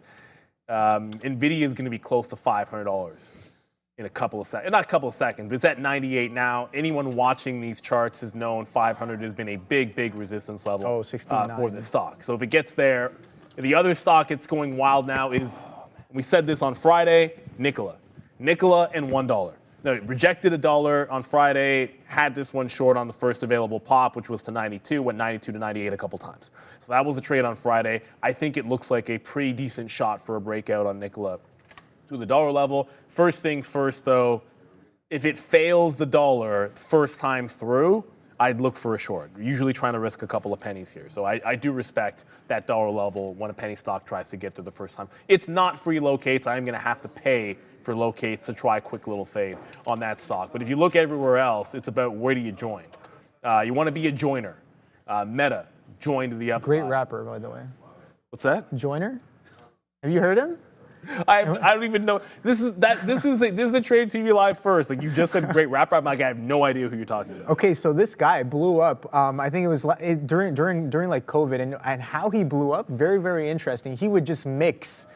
He would just freestyle mix a lot of popular songs, and it was absolutely hilarious. He would basically own the beat. So someone would come out with a decent song, and then he would make a remix. He would make like a freestyle on it, and he would do so well that I was like, this is this guy's beat now. This is this guy's song. So lyrically skilled. Definitely pretty solid, but he's come up in the past year or so. But yeah, I thought you might know him, but he's definitely got some bars. Super hot fire for sure. Bars. Yeah, lyrical finesse as well. But Super Hot Fire is not a rapper. He's not a rapper. Yeah, but not a rapper though. I'm not a rapper. Let's go to the desk. We got Adara. I think it's the small cap recap. You have the small cap recap here. Some interesting ones, including InVivid, again, IVVD. This one up, now pulled back a little bit, still up about over 160% on news. Positive trial results for its antibody candidate for COVID-19 prevention. So keep an eye on this name. We also have Quentas, CUEN is the ticker for this one, up over 80%. We didn't have any news on this one today, but last Monday they announced basically a call to action for the shareholders to elect directors and ratify the company's independent registered public accounting firm. They also have their annual shareholder meeting tomorrow, so keep an eye on this name. Last but not least, this one's pretty interesting. Checkpoint, CKPT is the ticker. This one's actually to the downside, but seeing a little bit of an uptick here. Initially was trading lower after the FDA declined to approve its skin cancer therapy treatment, so keep an eye on all of these names, guys. See, it's happened, man. Like you get, and the funny thing is, like I'm still. And you know what? We'll talk about this. When you've got key price levels or you've got a key stock, you can trade in either direction.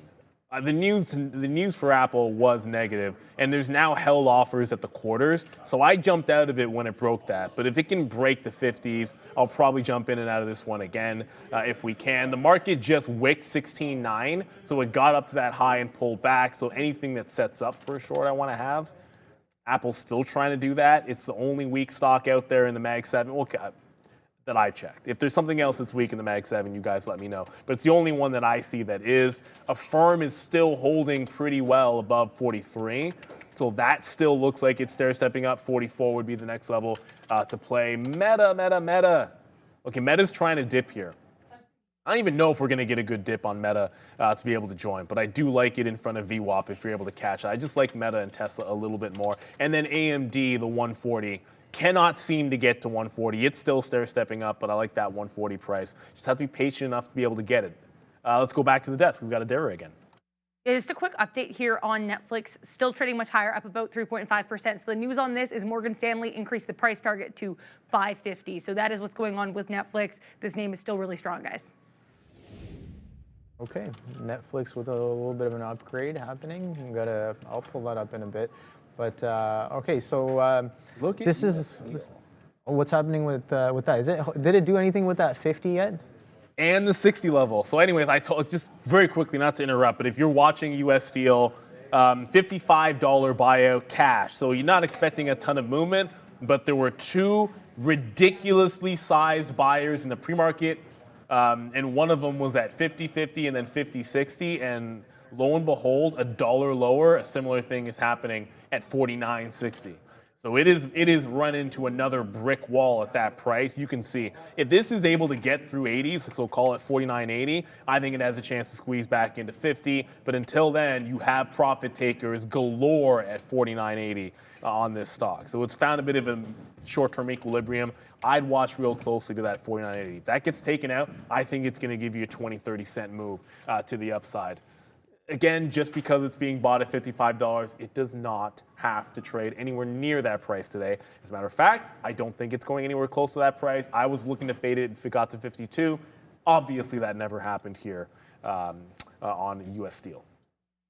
Yeah, so still long on the Apple there, and attempting another short here on Google. A little bit of strength here, but some change, a little bit of change in behavior off the 136. That's one of the only reasons I'm kind of going there, but I might be a little premature on this trade here. Once again, we have bid up quite strongly, and the market is pushing through that 16.9. Oh boy, yeah, that strength kind of coming right back in towards highs, and Google pushing towards another high there. So yeah, once again, we might be a little wrong on this one, but we got the Apple long off that or underneath that 195, in and around that 195, kind of a dip holding. Let me just edit this candle here so it can get out of my way. 195, yeah, okay, that's perfectly fine, and get that wick out of the way. Okay, there we go. So yeah, let's see if we get a little bit of reversion back into 196 and change are the highs on Apple. And yeah, that 16.9, a little bit of wickiness there, Neil. Every time we have popped up into that 16.9, we're getting some strong selling back in and around off of that level.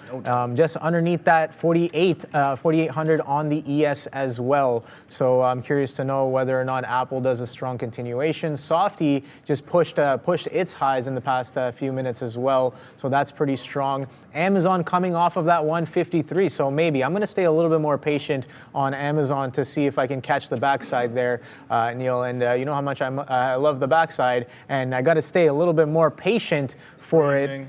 But patience definitely pays. I'll say that.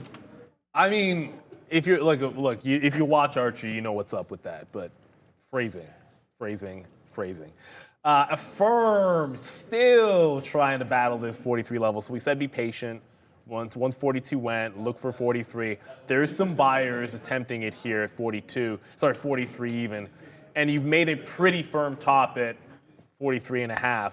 And that was some support there. Now 44s were close, 43.5 was afternoon support. So I'll look to play off of that level. If it takes okay, now if they're selling underneath 43, I should maybe just jump to that. Literally as I'm talking about it, you see some real selling start to come in. So this is running out of steam. Looks like that stock is running out of steam. We want to get on over to that if we can. I only want to be short that stock. That's just the trend I'm looking for. The other stock which fell off, now underneath VWAP, is Coinbase. So Coinbase got to 150, did a right-hand turn, and then came back in. So 150 looks like it's giving it up. If this cannot hold green, and when the market's strong, Bitcoin is still falling. Last I checked, on the 15-minute chart, it's all red bars for the last 45 minutes. So it's trying to find a bid. If it does not find a bid soon, then I want to play off of the previous close here on Coinbase. Still hold on to NIO. it cannot seem to find buyers above 850. We got the bottom only because we looked at previous resistance, but if it cannot hold on to 850 on the bid, then we're not going to get that 875, and we're going to have to dip out of that one.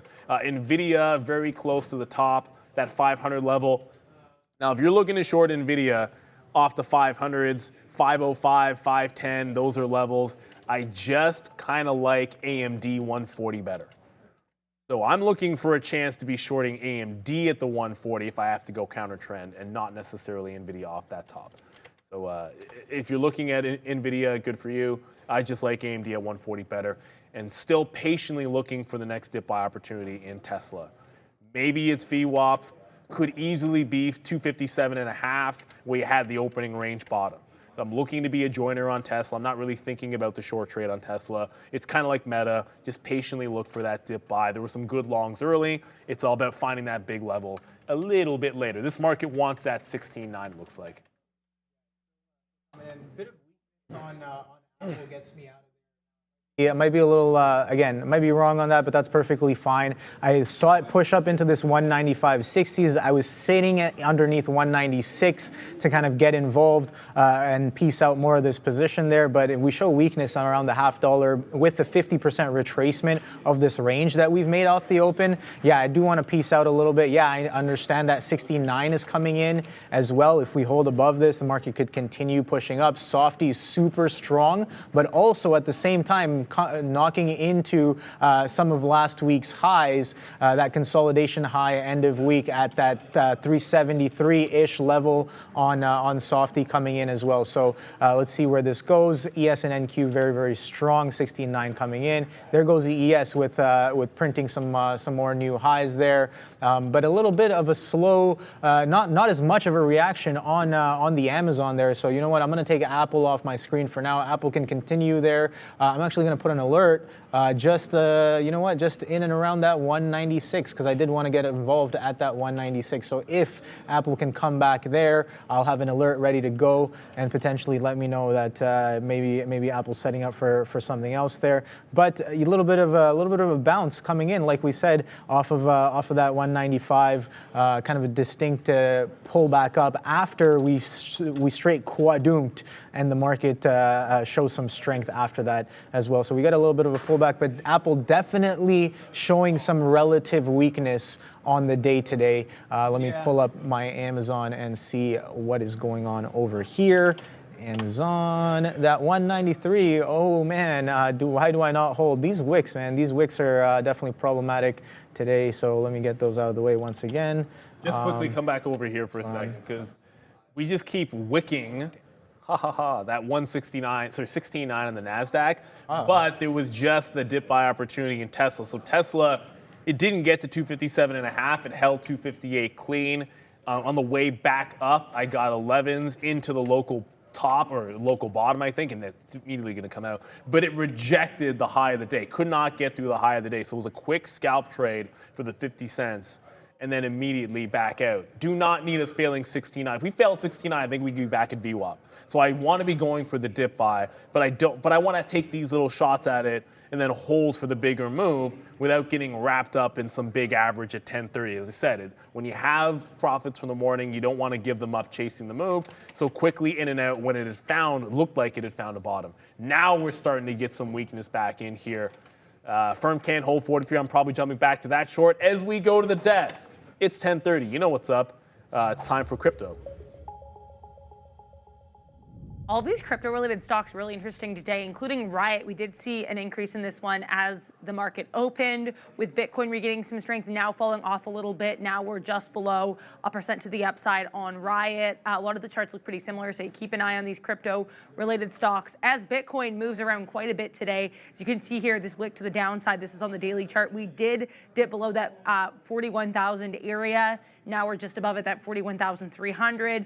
Definitely jumping around quite a bit here on Bitcoin. Bitcoin right now just above 1% to the downside, so we're at about 41,300. Ethereum pretty much to the downside all day, though. We're still down about 2.5% negative. Ethereum just around that 2150 area. The rest of these pretty mixed, but mostly negative. Dogecoin down about 5.35%, and Avalanche down almost 6%, guys. So shout out to you, Adair. But Obi and I were just talking about Uber a little bit here. Now, I don't know if we see the 63 level you saw from Friday when it got the inclusion to the S&P 500, rejected above, ended up closing down around. It was actually a good. We can get into this in the afternoon show, but it was actually a really good dip buy right at the close. And I'll get into that maybe in the afternoon when we have a chance to go over the imbalances. But $61 has been the bottom of this channel.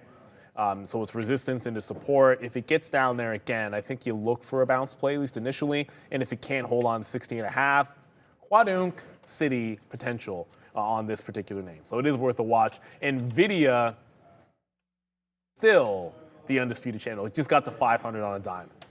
500 even. AMD's not there, everybody. So AMD's nowhere close to 140 when this stock wants the 500 level. So you have an absolute rocket ship and a chip to the upside. A chip name to the upside, SMCI is going as well. But what isn't going is this, Intel. Down 0.8%. You know I like me some Intel, and it's been a good stock in the long, the other direction for a while now. But this is not following the market to the upside. This is weak. It's under 46. It's under afternoon resistance. It rejected the double top 47 on Friday. So if it gets into 46, I look for the short here. If I can get 90s, all the better.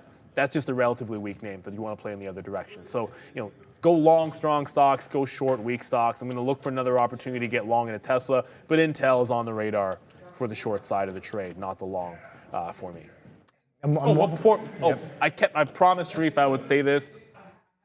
Special treat, not just Sharif doing the Bring Sally Up challenge at noon or afternoon, but special guest for Learn to Trade for the afternoon, for the lunchtime show, and it's going to be Steph. Steph is coming in to talk some futures. Nice. Shout out to you, Steph. Thank you for doing this. Stephanie trades on the floor here, futures trader. I just say Steph because we call her Steph. She's chill like that. So Steph was going to be joining you guys, talking about futures trading, levels, entries, exits, all that good stuff. She's been trading. How long has it been here?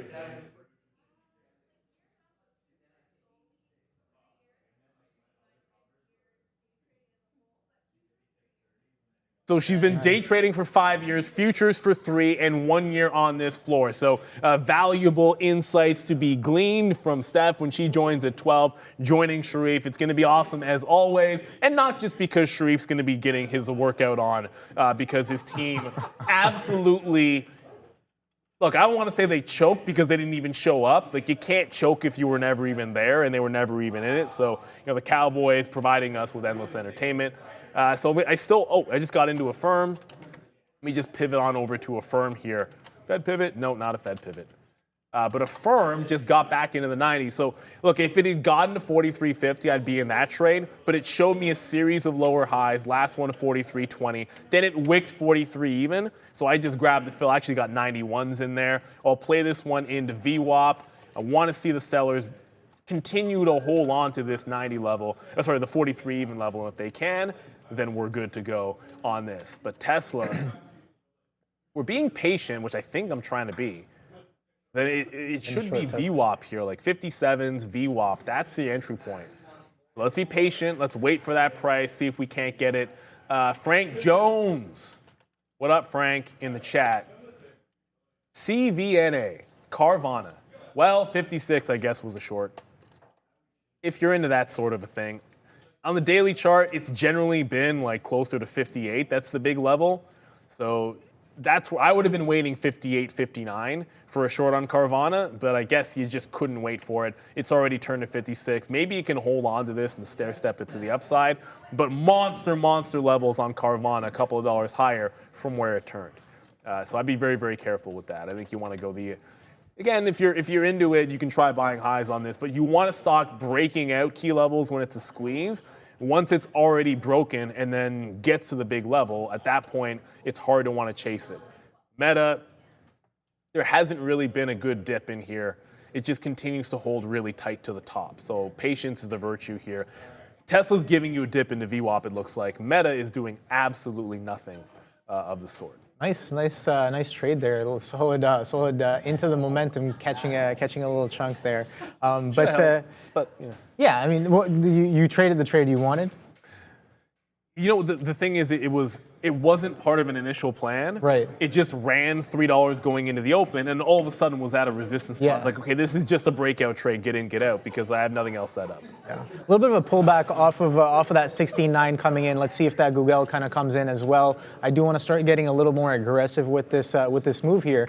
But yeah, Neil, going back to your point there, I'm curious to know, like, okay, so I come up with plans in the morning and also the night before, and I write down a bunch of notes as well.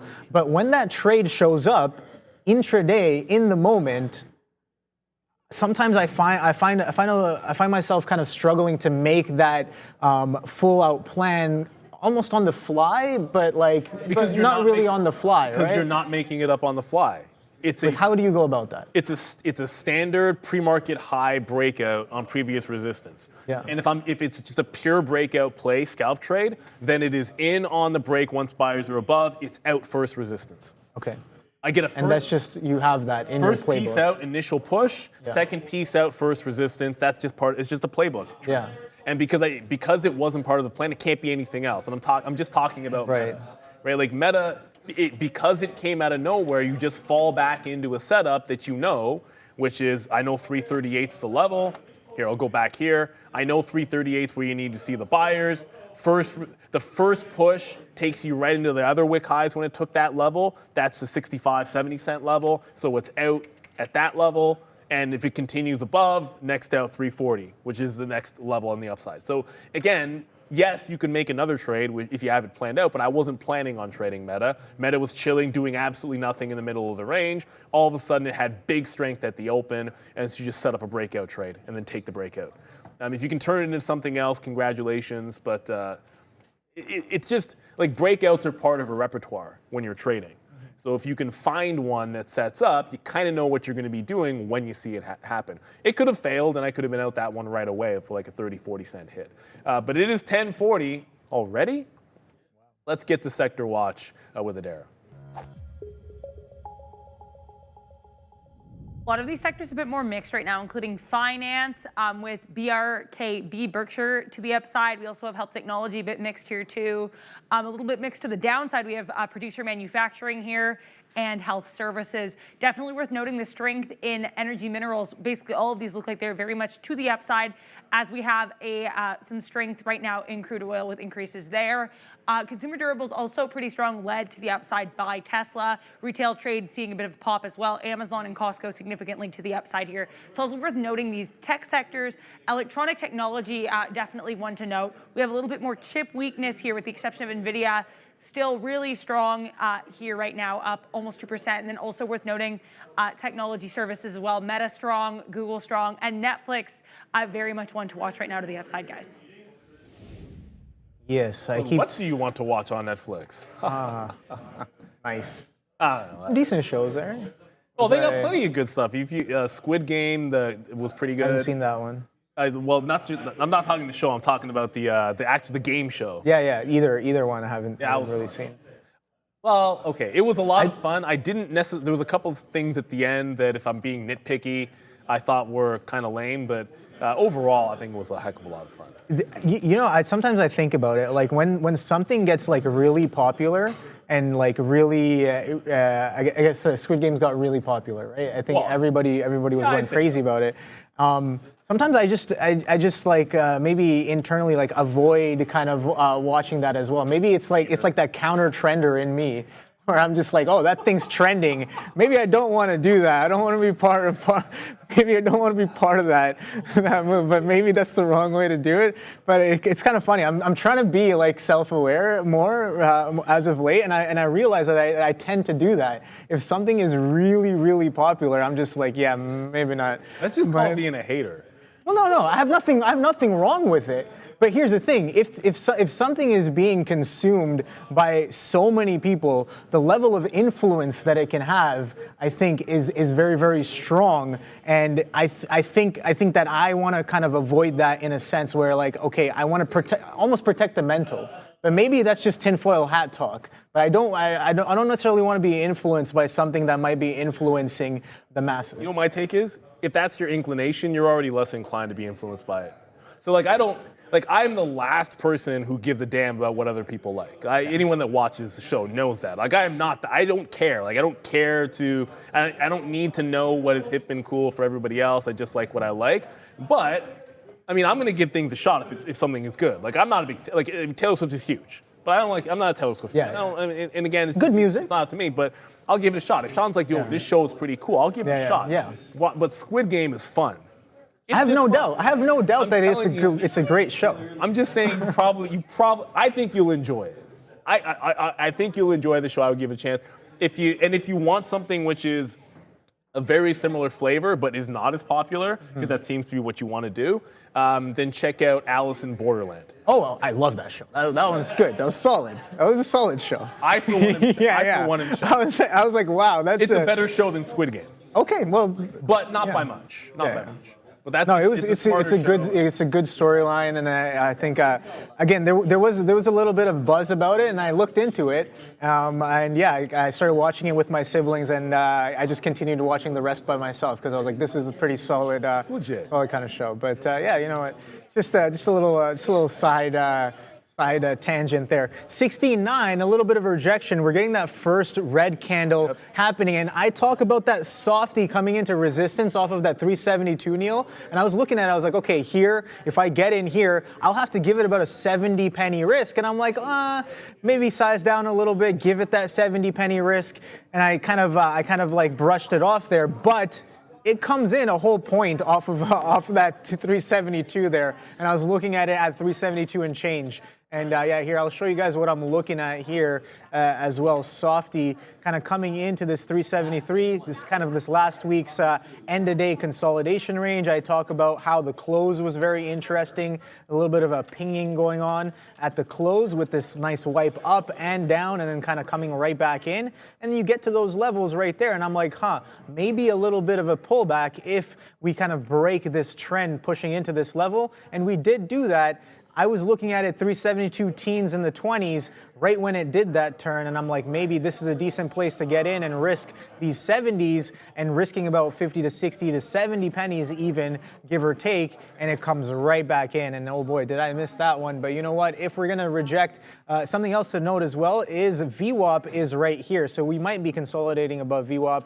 Bid is quite strong on the day. We did break through some of those highs previously as well, and yeah, so there's potential for VWAP to hold, but if VWAP breaks as well off of last week's resistance as the NQ pushes off this 16.9, now that could definitely catch a little bit of a sell here on Softy. Bit of continuation. Again, we got out of Apple in the 195s and change because already from beforehand I was like, well, that's a little bit of weakness that I haven't really seen on the bounce through that 195, so I just want to piece off there and maybe get involved underneath that 195 for the long, as I did before, in and around.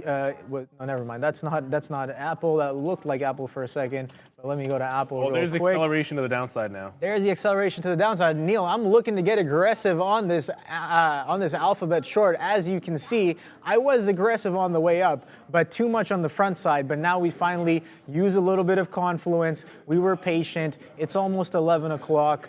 Got about one more 15-minute candle to print off of for that 11 o'clock to hit, and we're kind of accelerating back down to the downside, as Neil just pointed out. But here's the thing: we consolidated quite nicely in and around these levels, and we are breaking out on the longer time frame there. So I'm curious to know whether or not we hold above this consolidation. This support and resistance is kind of like the thing that I like to look at here. Let's take a quick look at Google, as that is the only trade we are in as of right now. Very quickly, just a couple of things here. In that pullback in the futures, I just want to point this out as we get back in a bit of a dip.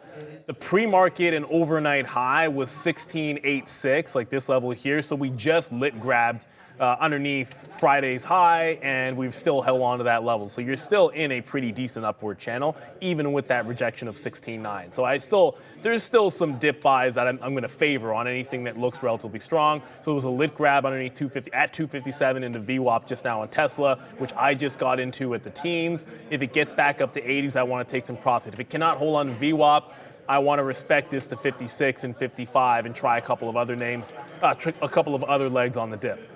Intel, I'm looking short into 46 above VWAP here. So I want money fills above VWAP on a relatively weak name into the lower high on Intel. So I'm short right now at 85. Haven't really gotten it all just yet. And I want to remind everybody, if you're enjoying the show, it's only going to get better. Because at lunchtime we have a special guest, Steph, coming to talk to futures. And on top of that, Sharif is going to be doing some calisthenics for you in the form of the Bring Sally Up Challenge. So, just as a reminder, Like, subscribe, and share the show that takes you into the heart of the market every day. there you go. If you like the show, like the show. Yeah. As we fool that doesn't hit the like and subscribe button. I like that one. That's probably my favorite one. I pity the fool that fights the trend.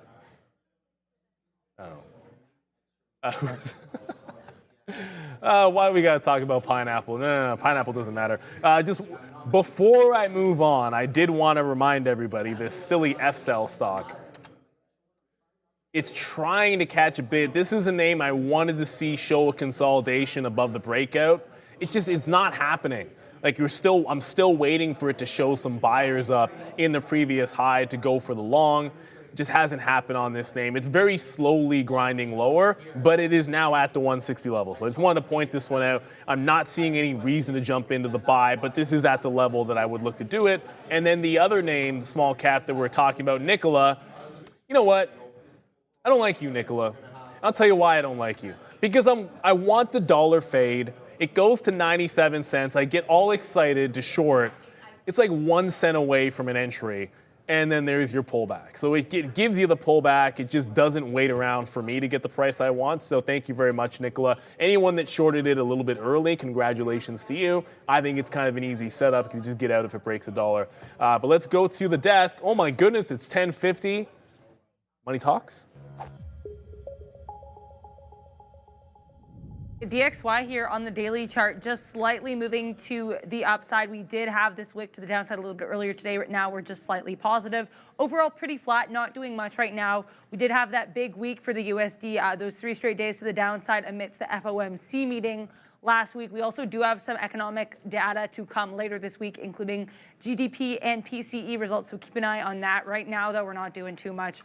Also, keep an eye on the Japanese yen to the USD, the JPY USD. I have this one open right now. We do have a candle to the downside as the Bank of Japan has its rate decision expected tomorrow. So keep an eye on that relationship as well, guys. Yes, sir. Thank you all, as always, Adair. I just want to update NIO here.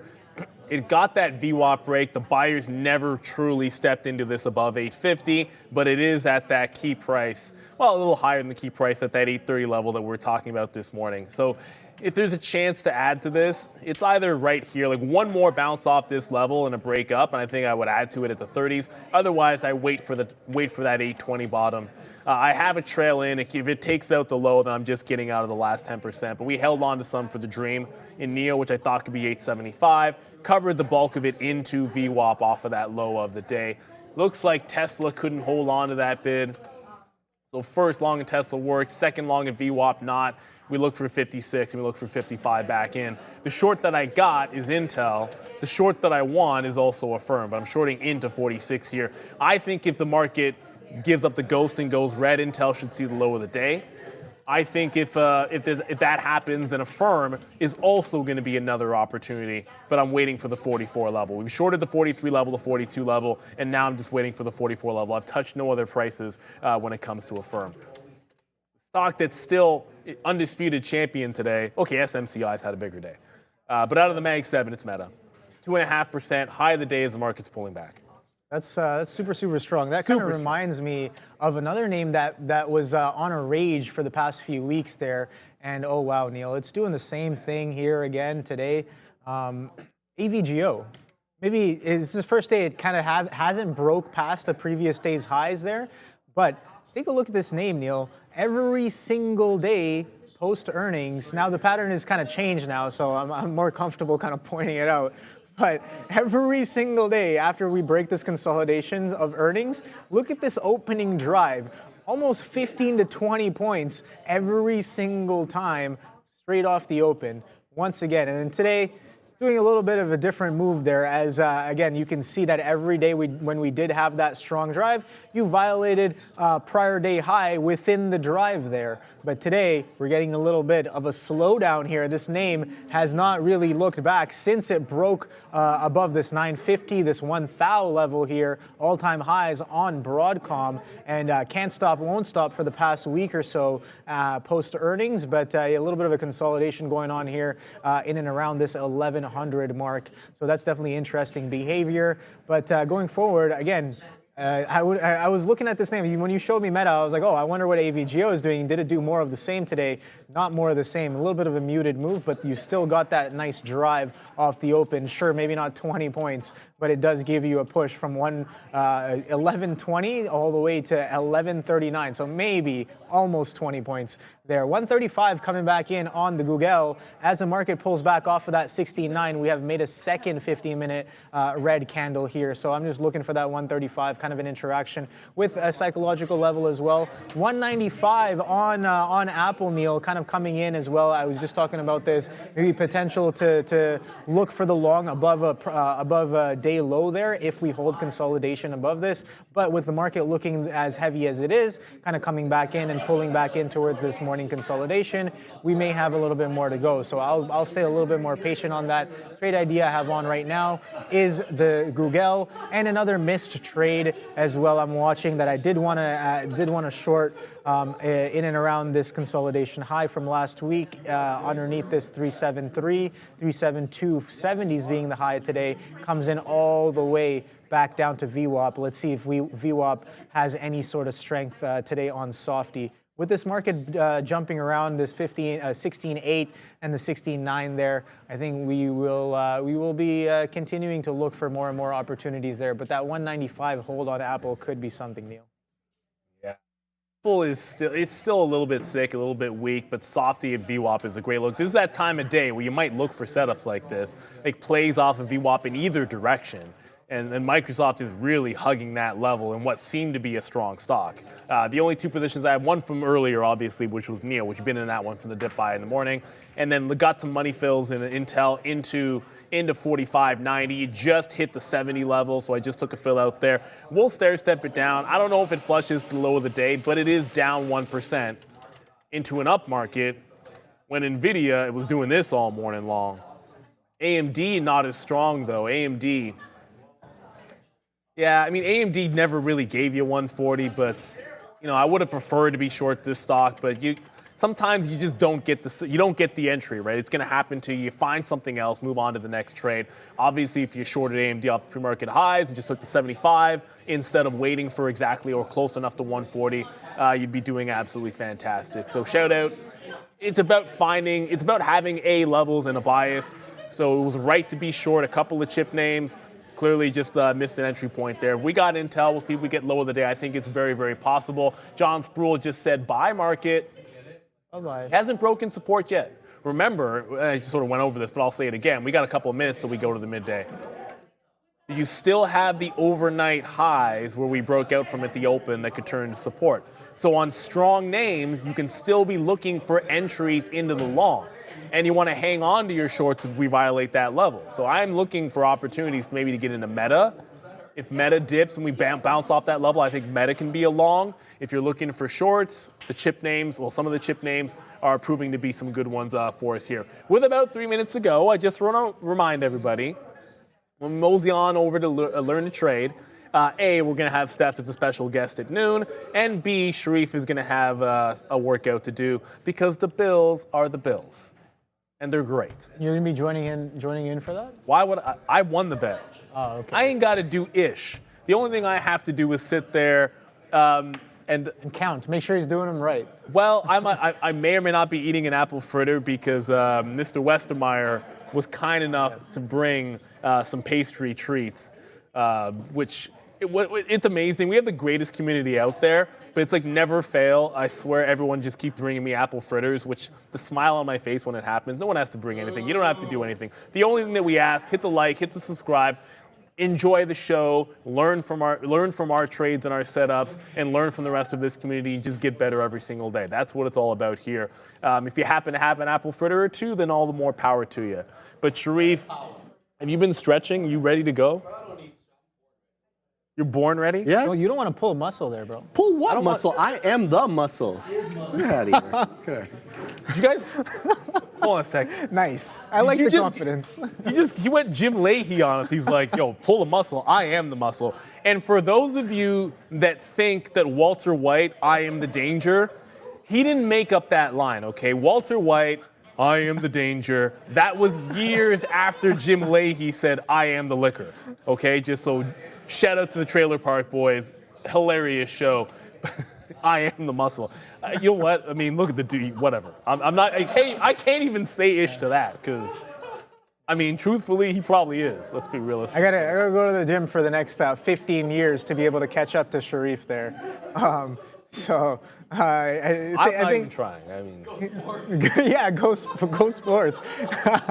Hey man, working out and muscle has not two different things. Sports is one thing, and I think working out, keeping a healthy routine is totally different. I do got to hit the gym again there, Sharif. Where do you like to go? I see you with the Good Life bag. I think Good Life's Good Life only because it's available everywhere. Oh, okay. Right. Otherwise, that'd be at LA. Yeah. man, Sharif works out in them streets. He doesn't care. Like I feel like Sharif would be the you know, like in South Beach when the guys do like the calisthenics and whatnot, like you'd be doing that. Oh yeah. Now those guys are muscle. Those dudes are legit. That's tough stuff. Yeah, that's tough stuff, wow. baby. Like a lot of what is it, like a lot of calisthenics as well, and like it's very, very cut. He could do muscle up. Sharif used to do CrossFit. He was just telling me about like he did like and Sharif is not the kind of person that would brag about this stuff, so I'll brag for him. No. People who do CrossFit tend to let everybody know. No, but he's not a CrossFitter anymore. But this dude just pulled off, and I'm not making this up because he said this for real, a PB doing power cleans, and it was like, was it 225? So we did 5 sets of 5 reps of 225 power cleans. Now, anybody who knows their ish knows that that's ridiculous. Like that's absurd because that's easily over your body weight. I mean, whatever, man. Like I'd probably kill myself if I tried that. That's why I wouldn't do it because I actually like my life. I'm not trying to have my shoulders come out the sockets. I don't want my dog to be like, what happened to Daddy? Oh, Daddy thought he was gonna do some lifting and he just punched over his own weight and bad things happen. So shout out to you, Sharif. He's a strong dude. But at 12 o'clock, you know what's up. It's 11 o'clock right now, which means we got to get out of here. We'll be back at 2. Yep. Steph will be there at noon. Sharif will be doing push-ups at noon. But let's get on over to Learn to Trade with Sharif and Adara. God. What is up, beautiful people? That is your girl, Adara. I'm Sharif, and this is